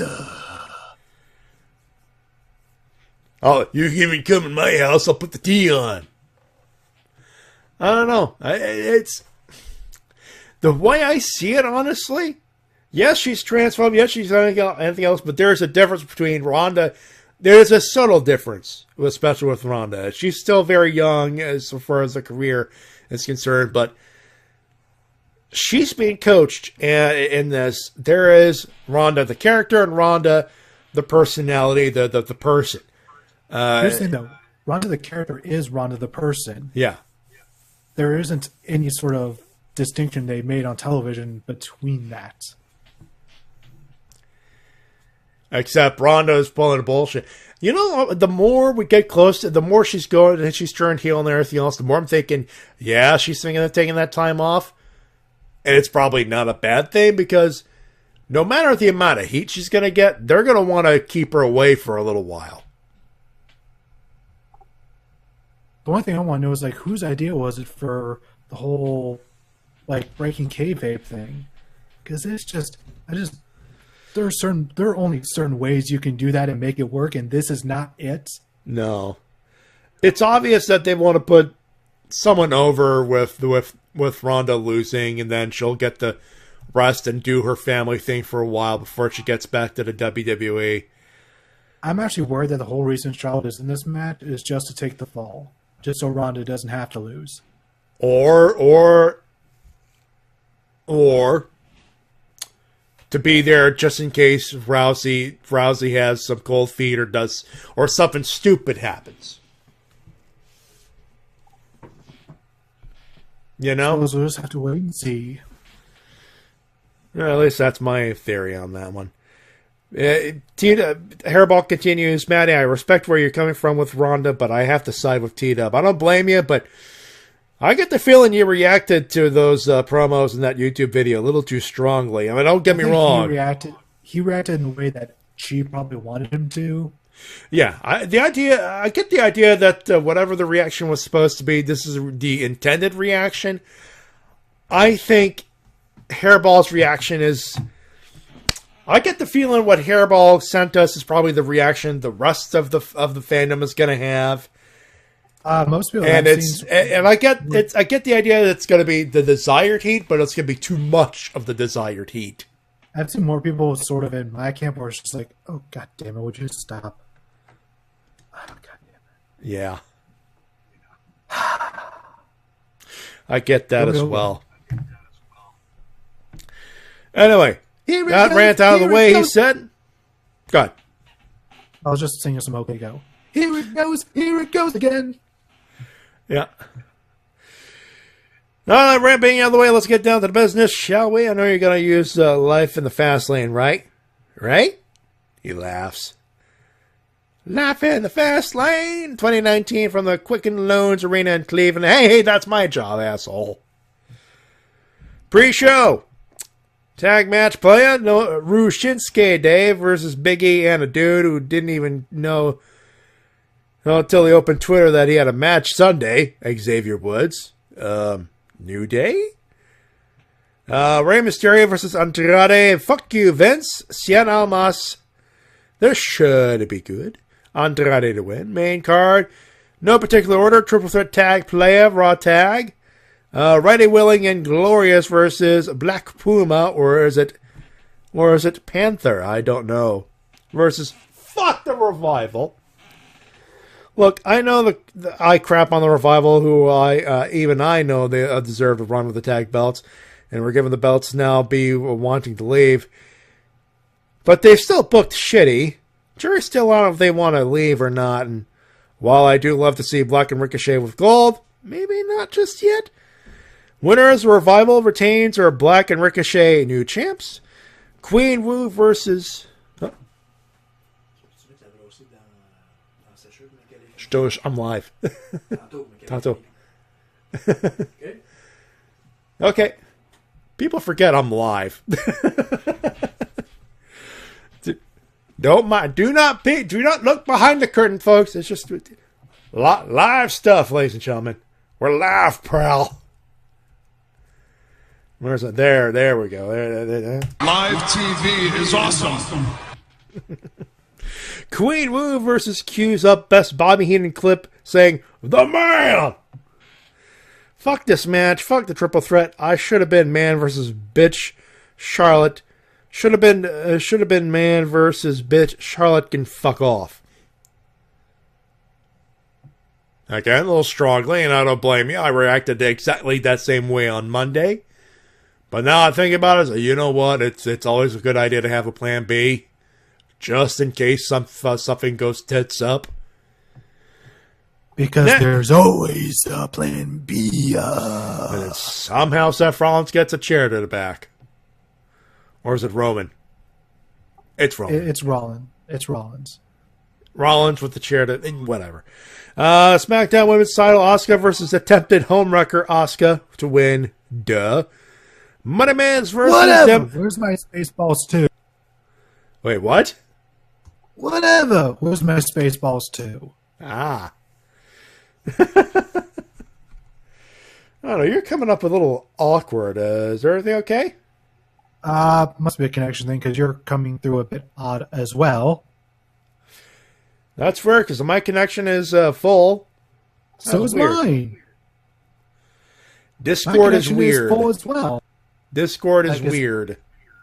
Yes, it is. I guess nothing is perfect. Tell you what, let me try to something real quick. Let me do that. Check 1, 2, 3, 4, 5, 6, 7, 8, 9, 10. Hello! How do I sound now? A little better. Well, a little is better than nothing. Very true. We apologize for the quality, ladies and gentlemen. Asuka versus SmackDown Tag Titles, Money Miz versus Arizona T, Drake and Cornerstone Promoting Penitentiary Garden Usos. Winners, Shane Miz. Welcome to the Uso Penitentiary. We got a 6-man tab. We got a bald asshole, a pissed off Scott, and bald black asshole versus... And winners. Haven't done this in a while, so I'm going to get this right. Sierra Hotel India Echo Lima Delta Shield. Tag match for the women's tag titles. That's going to take some use to get singing. Huggable Bosses versus 2 pissed off females. I don't see them losing the belts on their first defense, so chance retained. WB title. Green Goat versus returning Steen. Should be Kofi, damn it, unless they go with that rumored plan for all the New Day holding the gold, which would mean Kofi at Mania. I like the idea. That's what everyone else is calling there, Herbal. Where the fuck have you been? We're all calling Kofi v. Bryan at Mania. Now, WrestleMania 36 has been set in stone for the backyard of myself, the Shades, the Lady, and the Ace of that Spades. Raymond James staying in Tampa, Florida. And I dazed myself for not realizing this until someone on Twitter brought it up. They have a pirate ship in one of the end zones that fires cannons whenever the Bucks score. Like the post on Twitter says, if they do something with that ship within Kyrie saying, heads need to roll. TW, back? Yes, I never left. You heard that, right? Yeah, well, they need a Kyrie Sane entrance with a pirate ship. Which I agree with. And I do as well. Winners, everyone that's roasted, you know who was on Twitter on Monday. Thanks, bud. That includes me. Today, a winner is you, Matty. Yes. Did you roast Enzo Amore, by the way? I believe on Riftdown I might have. Then a winner is you as well. Hooray! We'll have to inform the Shades as well. Hairball is one of his winners.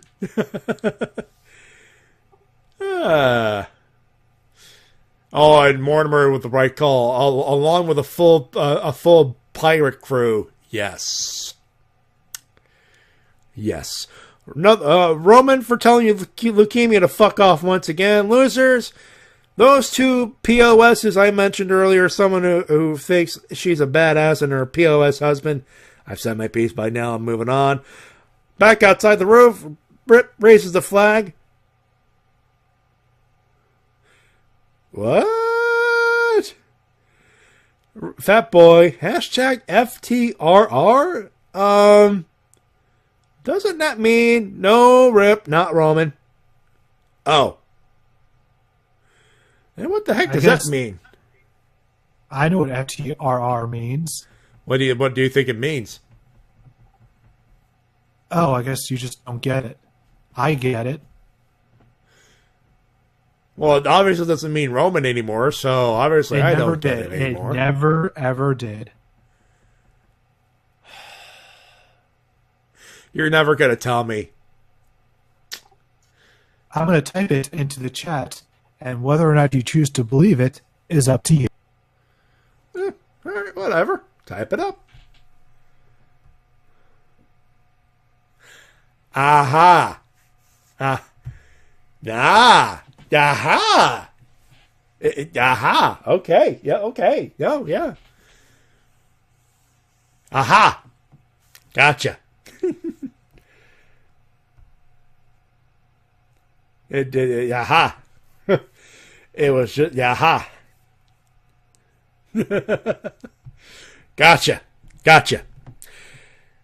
Losers, and of course, back outside of the roof, and stay tuned. Same Fallen Society time. Same Fallen Society channel. And finally, whew, this is going to be one of those two-hour shows just because we've been fucking around all night. Jeez. Let me find Evil Reverend's little gimmick here.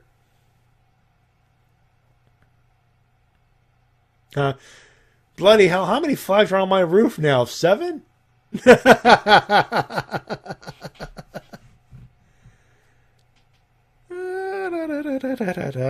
we go. Next, it's our friend Evil Reverend. He's in chat. Down Reverend. Cause Reverend at his desk cleaning up his emails. While Ray walks in, sir, everything okay? No, Ray, no, it's definitely not. This shoulder injury is work-related, so my day job won't let me work until it's properly rehabilitated, so who knows how long that will be. Best of luck with all that. Yeah, well, as someone who has had an injury of that sort, ow, I feel your pain. Ray says, positive side, sir. The tear was on your left shoulder and you're right-handed. This won't affect your drawing ability. Reverend says, point taken. You'll also be able to leave a comment this week, so there's that as well. Damn it, Ciampa's neck is wrecked. Good thing he's getting the surgery now before it ended up worse. With DIY out of commission, it makes sense that Black and Ricochet are doing so much tag action. At least they work well. That is very true, actually. Rousey has snapped, and Heavy Machinery shows us why having backstage cameras increases one's chance of getting run over by a caterpillar. As of Tuesday this week, which coincidentally is also Rusev Day, America is now an official part of the Nation of Violence, of subsidiary of Night Night Land. The thumb is up on that particular comment. Yeah, good one. Jushin Liger's finally decided that his time is coming to end it close. It's a bummer, but it's going to be a fun ride until Wrestle Kingdom.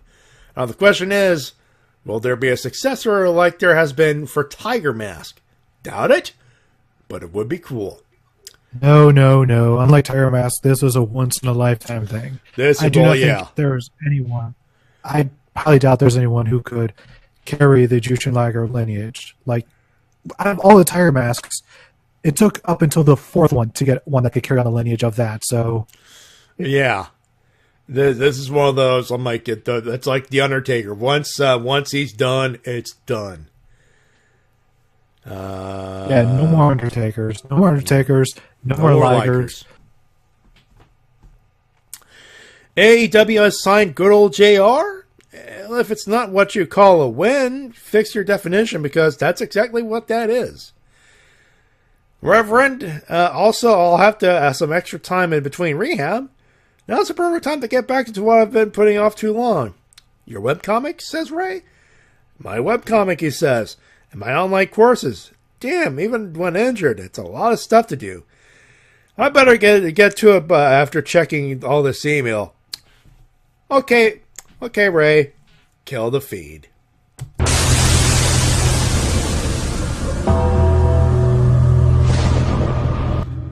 And, ladies and gentlemen, let me just do some adjustments here and there and say those were your emails and comments of the week. You can send them at the Wrestle-Cast at gmail.com. It's been a while since we had a long one like this. Yeah. It feels like a good couple months.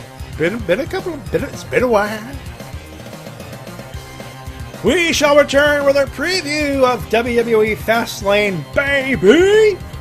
When we come back, don't go far.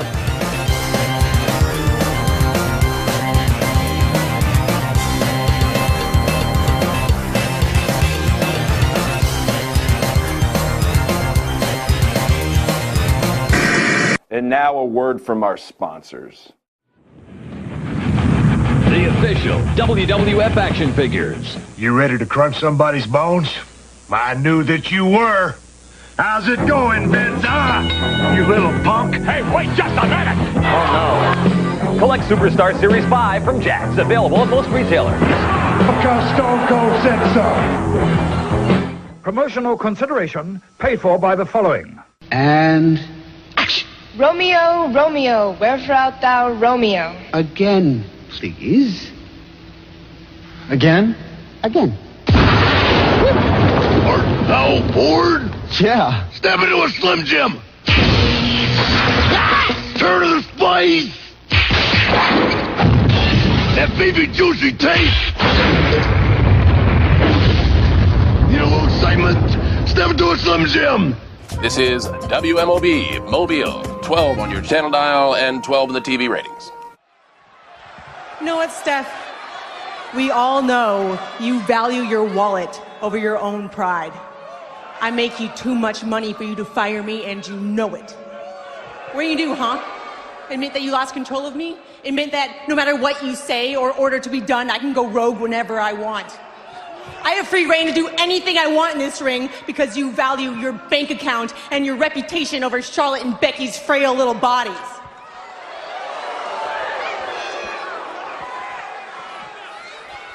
You know what? I did everything I could to respect this business. I worked my ass off, and I exceeded every expectation. I poured my heart out and sacrificed my body for your entertainment. And what'd you do, huh? You put me at the Staples Center in Los Angeles, my home. You cheered for Becky while I'm out here working my ass off to entertain you. Well, you know what? No, I am done pretending. I am no longer here to entertain you. I would break Charlotte and Becky's noses if I so much as sneezed in their direction, and you know it. No, I am not your dancing monkey. Not anymore. Damn your Mrs. Nice Bit. Oh! And Ronda Rousey goes right up.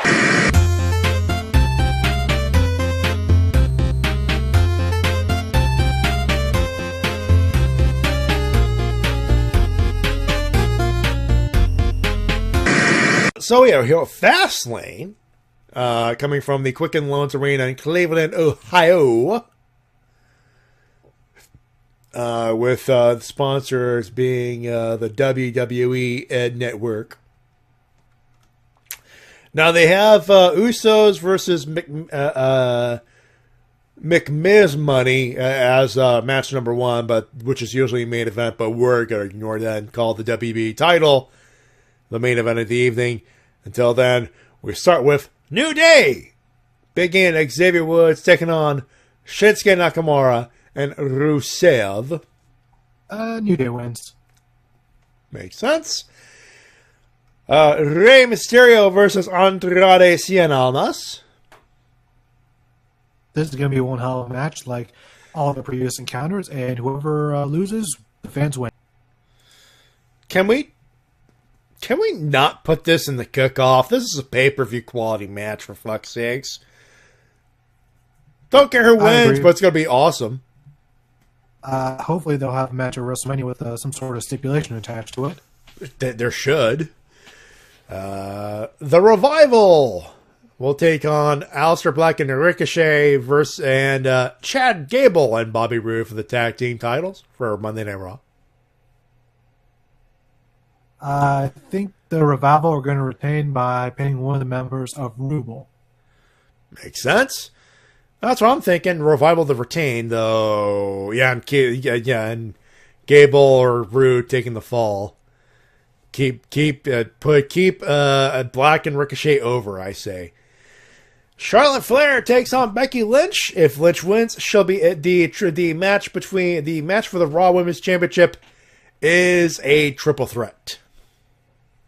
Yeah, this is a no-brainer. This is a no-brainer. This will be about the journey here, obviously. Go ahead. I'm sorry. I didn't mean to cut you. No, that's what I say. It's a no-brainer. Pretty obvious Lynch is going to win. The only thing is that we know it's going to be a great match, at least. As long as they don't, handicap Lynch too much with her worked injury. Yeah, this is a storyline match with the worked injury, but these are two professionals in there. I don't expect this to be a shit match. It'd be a miracle to be a shit match.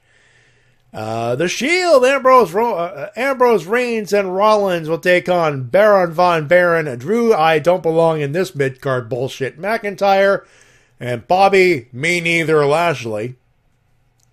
Abu Lasho. Yeah. The Shield wins, and Baron Corbin takes the fucking fall. Probably, and now the question remains, the question that everyone's been asking, will Dean turn heel again? Or will Dean just like Dean going, okay, that was fun, I quit. At least that's what I think. That is the question that will be answered this Sunday, and I have no idea, honestly. I really don't know if he turns heel or not, because he easily could, and Reigns' return match for Mania could be against Ambrose. There you go. Asuka versus Mandy Rose for the SmackDown Women's Championship. Hoping Asuka wins, and it's a slightly competitive but a definitive victory for Asuka. Makes sense. After being off TV for so long in her only televised match since the Royal Rumble being a loss to Mandy Rose, Asuka needs a definitive victory. She needs a squash match, really. I wouldn't say squash because, okay, we know hopefully Lynch and Flair will go a decent 12 minutes at least, and so I think with that, Asuka and Mandy Rose could go at least a good 7 or 8. I honestly, the only way you can repair Asuka from that loss is it takes it sub 5 minutes with a tap out win. I mean, I love Mandy Rose. I don't mind Mandy Rose. She's good, but Asuka needs to look like a badass coming into Mania. She will look at badass in a 7 or 8 minute match. Nah, this is gonna be the same thing as with the Emelina bullshit. There's not going to be a whole lot of people buying a 10-minute Mandy Rose Asuka match here. I mean, look at what we have. Charlotte versus Becky. You got all these things, and they're going to be given the death slot more than likely. No, this can't go longer than 5 minutes, because otherwise people are going to lose interest in Asuka again. I hope that doesn't happen, and thankfully, Asuka still gets a good reaction from the crowd. She still does. I mean, the only way she gets a good reaction, and then it'll fall flat because it takes too long, and it's the death spot. You know what gets you back on the right track with Asuka? Sudden victory. It's not if it goes longer than 5 minutes. I don't know if I'm gonna. I don't know. This to me screams filler feud, and if usually in filler feuds, unless the opponent you cast that doubt of this opponent, yeah, they might not look it, but they could take it. No, Asuka needs to look good, and the only way to look good after a loss like that is a definitive, quick, sudden victory. I'm not saying 1 minute here, not 1 minute, a 1 minute squash, but sub 5 minutes. I get the feeling Mandy Rose is going to get some offense in, and she's obviously going to have Sonya Deville at her side. What's interesting is that Sonya Deville isn't listed on here. Yeah, she's not, but they usually are hit. They're not separate. They're not easily separated here. Yeah, so maybe it's just a Wikipedia thing. It's probably Wikipedia, but again, I think with Sonya out there, they could easily find ways to stretch this without making Asuka look bad, and probably have Asuka take both of them out. That's the thing. Stretching it doesn't work here. I don't think it works here. You need to reassert dominance with your champions, and I think stretching it makes Asuka look bad. I don't think it works. Honestly, I don't think it works. It all depends on how they go about doing it. There's not too many ways to make it work unless there's interference, and even if there's interference, that just makes it even worse. Like you're saying, like, look, don't get me wrong. Good, long, with the right opponent, Asuka matches that go above 10 minutes are awesome. The problem is, especially with Mandy Rose, I don't think people are going to buy Mandy Rose as a credible challenger to go 10 plus minutes with Asuka. I'm not saying that. I never said 10 minutes. I never said 10 minutes. I said 7 or 8. Even then, that's a stretch. Trust me, it's 7 or 8 minutes. You can fill that easily. It goes by super quickly, just like that. I guess if we were playing, the pardon the interruption game of, over under 5 minutes with Asuka Mandy Rose, I'm going under. I'm going under 5 minutes on that one. I just don't see it up going above 5 minutes. You also underestimate how much Vince McMahon loves blondes. That is very true. Let's just hope he doesn't love him more enough to fuck over Asuka again. The one thing we have to remember: Vince loves blondes.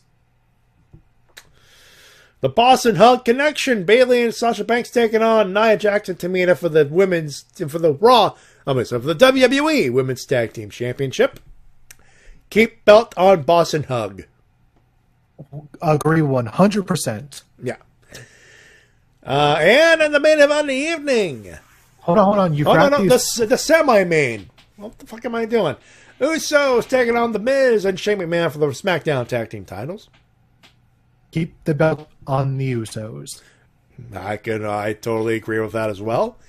And now, ooh, yeah, makes sense. People forget, but Shane, he can be a good heel. People often forget that. He can.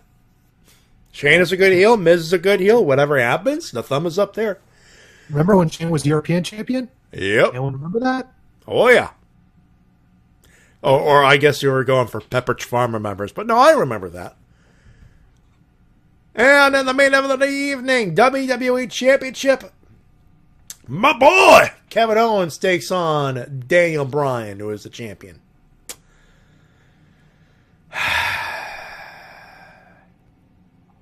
I can feel how split you are on this. See, my brain is saying Bryan to retain goes against Kofi at Mania, but it's my heart says put belt on Steen. Put belt on Steen. Because he's your boy. Because he's my boy. And not in the OSW sense. He's awesome. He's my boy, as in my guy, my favorite wrestler. You just want to see him package pop. You want to see him win the belt, package pop, everyone leave. Or at the very least, stunners. His stunner is good. Yeah, he's been developing that as his current finisher, which is pretty nice. Yeah. Willie Mack would like to have a word with you, Mr. Steen. Battle of the Stunner, Kevin Steen versus Willie Mack. Well, that's a ready-made feud if Owens has to leave. And I'll honestly say that I think Willie Mack's Stunner might have a little bit more stank on it, as Steve Austin likes to say. That's very true. It does have more stank on it, but keep in mind, like you said, Owens is developing that Stunner. He figured it out. He's just trying to get the appropriate amount of stank on it. He's still trying to figure that part out, but he's figured out how to deliver a devastating Stunner. He's trying to see the amount of stank he needs. At the very least, he's putting the stank in it. He's trying to figure out how much stank. He's at least doing it better than when Cena did the springboard version of it. Oh, easily. And my biggest problem with Cena doing the springboard version is the fact that it was set up and it was never even used as a finisher once. Nope. But I guess a point for innovation, though. Yeah. But yeah, I have to call Bryan to retain. However, I will not be sad if Owens wins. If you want my best official position, there you have it. Yeah, much with Matty on that one. Whoever wins, I think we're happy. Extremely. Yes. That said, hey, we're done here. We got some winners and losers to do first. You want to kick off your losers? Losers will have to be WWE for going full Russo. Yeah. I'm almost certain at this point, Ronda is being instructed to go breaking kayfabe at this point to work people. Not sure about it last week, breaking kayfabe. There's a difference, I think. Yeah, I wasn't sure about last week, but this week it seems very blatant. And I'm just like, guys, you stop going full Russo. That's not how you do it. No, stop. Do not let that Trojan horse in. It's full of Vince Russos. Call back. For me, I got two of them. Asuka, because, god damn it, she's going to be an afterthought in us. I hope not. She should not be an afterthought. She should not be in the dead slot, but she's going to be in it as a crime. I know a match. No, hold on. I know a match might actually be in the dead slot. Huh? A Raw tag title. Yeah. But who's to say there isn't just one dead slot? Ew. Moving on. And another loser for me, Enzo fucking Amore. Real one. God damn it. I'm the big one. How you doing? I knew who my favorite wrestler was growing up. Going to Madison Square Garden, seeing Mil Masters. That guy was amazing. He was my hero, dog. You know who else was my hero? Going to the MSG all the time as a kid. Bruno Sammartino. I saw him in his prime, man. I saw him on MSG when I was 5 years old. I was like, man, I can't wait to be him when I grow up.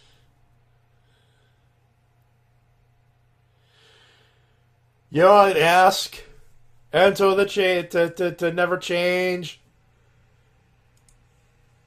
Just keep being a fucking idiot. gives us plenty of topics to talk about. Enzo Amore being a fucking idiot in 2019. You know, I might revive What the Wrestling Fuck if he keeps going with that fucking idiot streak. Not kidding. But until then, we have the business of a winner's list to give out. For me, first off, Matt Hardy for bringing back that old school t-shirt. My God. Oh, the 90s. Just the 90s on that. And Jushin Liger for having a legendary career that could never be replicated. Can't deny that. Cannot deny that. I got a few winners here. So obviously you brought up Jushin Thunder Liger. Although, God damn, it ain't over yet. He's got a few months before that retirement is officially officialized. So, looking forward to the final matches of a great legend. By the way, that is the third retirement we've heard about this month. The third one. First Chris Wolf, then Lufisto, now Liger. Wait, who was the first one? Oh yeah, Chris Wolf. Fuck, oh, also, no, wait, it's the fourth one I've heard about because local wrestler Mark Denny is going to be retiring as a wrestler after 2019. Yeah, he's going to after 2019, he's going to be a manager for his brother Sean. Hey, he's staying in the business. He's staying in the business. Nothing wrong with that. Yeah, but I feel like shit for just forgetting to bring that up until now. Fuck, yeah, no one can blame you there. So yeah, lots of retirements in 2019, it seems. Yeah. So yeah, obviously, yeah, Lufisto, Chris Wolf, which by the way, I love that. Enjoy your empty existence! Being the Elite. She had a cameo on Being the Elite! Yeah, we saw her. We saw fucking Gino! Fucking Gino! Vino! Divino! Gino! God damn it, why now? Chris Wolf for AEW! Actually, not impressions, maybe. Just like, oh my god, she'd be perfect. She'd be perfect anywhere. She'd be great. She'd be perfect! She'd be amazing. She'd be absolutely perfect. Yeah, who else is on AEW? No, I mean, Being the Elite. Being the Elite.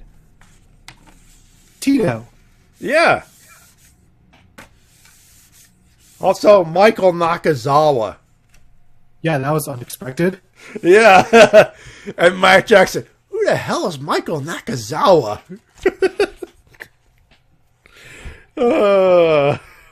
Yeah, just completely burying that whole segment for like a solid 2 minutes. And right before saying, oh, by the way, we got a second show, by the way, just so you know. Oh, God. Anyway, so yeah, I got those names up here. You brought up King Kong Buddy for the career. Samoa Joe for winning the U.S. title. Good on you, God damn it! Make that title look good, damn it. Tommaso Ciampa. The reign was cut short with Goldie, but God damn it, dude, you tried to make it the Mania or Mania weekend. In that case, you couldn't make it, but you still get a winner because you're a badass. And Tampa Bay for getting WrestleMania 36. I know Hairball is happy. I know there's a few people who are happy. I've already said this to Shades, but Shades, I'm sorry. I really am.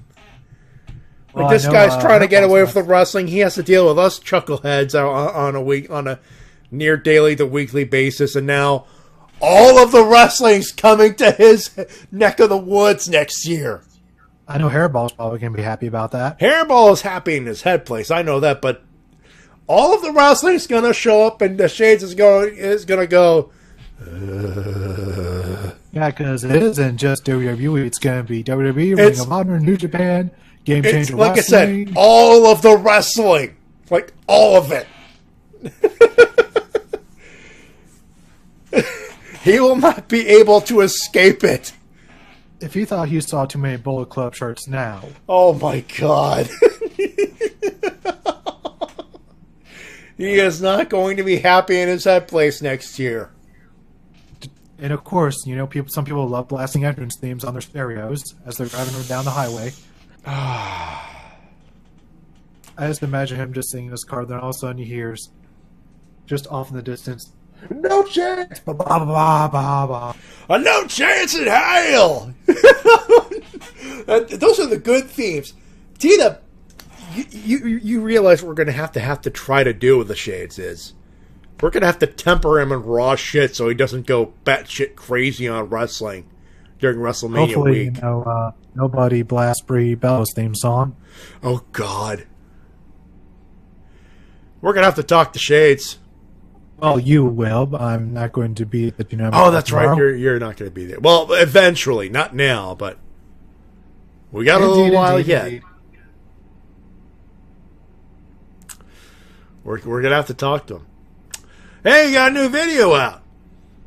Yeah, earlier this week I put out my video on Majora's Mask. Hope for those that watched it, they enjoyed it. I did. And I hope you found it to be at least somewhat decent. It was entertaining. Thank you. That is what I strive to be, at least, you know, somewhat entertaining. And I hope that those who are listening to this podcast right now go and check it out and give me your feedback in the comment section as well as the video, because that is what it is there for. There you go.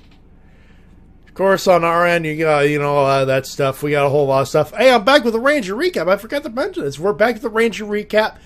We did it last night live. It'll be up on our YouTube channel as soon as I'm done with this stuff. But we're back. It's Beast Morphers, and you know, we were cautiously optimistic with the Beast Morphers. We were thinking, oh, this is gonna be a transition period. This is gonna be a Neo Saban hangover. And at the end, I was like, no, there's no hangover. There is no hangover. If there was one word to describe the first episode of Beast Morphers in wrestling terms, well, glorious. No, I won't give in till I'm victorious. And I will defend. Yeah, glorious. Does that include the opening?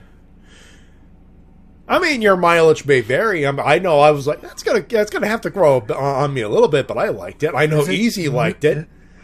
Is it the 1 millionth remix of Go-Go Power Rangers? No. I mean, they still have like Go-Go Power Rangers in it, but look, you'll hear it for yourself. Like it's got a techno beat to it. The best way to put it is watch it for yourself. All right, because it seems like every Neo Saban show had to have some sort of remix of that song. Yeah, because they had to catch the nostalgia market somehow. Yeah. No, I think it's fair to say Hasbro knocked it out of the park with episode 1. We hope that they keep the momentum going. But yeah, the episode will be available on our YouTube channel, on RVT Entertainment's YouTube channel. As soon as we get off the air tonight, I'll just go back there and put that on the thing, and you'll be happy. Plus, we got a new theme song of our own as well, so you can check that as well. And of course, I'll be back here on Sunday with the Wrestle with Stoke Riffs crew. More Super Sentai goodness and Geo. Just Geo. You can tell I'm excited to watch that shit. But hey, I get the Riff Gavon. That is not a bad thing. That is not a bad thing at all. But that'll do it for us, ladies and gentlemen. Of course, you can keep track of us on Twitter at Matty Jay 316 and at TWK Official. Of course, I'm on Instagram as well at Matty Jay 316. I'm starting to work more story thing about Bob's in that thing. So you take a look at those, I guess you could say. You can support us financially. Patreon.com/TWK Reviews. Let me repeat that. Patreon.com/TWK Reviews. Of course, my tip jar is always available. PayPal, that I may, /MattyJ316. Any amount of money is always a good help. That being said, that's it for us, ladies and gentlemen. Thank you very much for tuning in and saying hi. Thank you, as always, for tuning into our 2 hour, 10-minute shenanigans. We thought we were going to go short tonight. Tina thought we were going to be going short tonight. Well, we did not. On behalf of said TWK. Until next time, this is TWK of TWK Reviews. Don't eat, work your gimmick. My name is Matty Jay, reminding all professional wrestling supports independent promotion as soon as possible. We will see you next week. And all that good stuff. Have a good one, have a safe, and we'll talk to you next time. Bye, everybody, bye!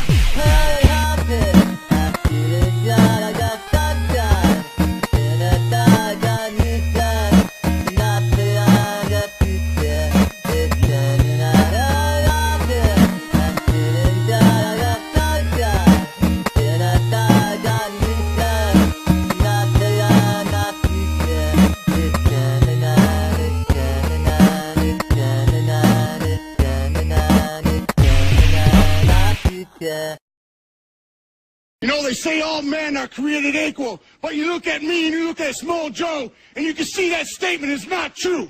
See, normally if you go one-on-one with another wrestler, you got a 50-50 chance of winning.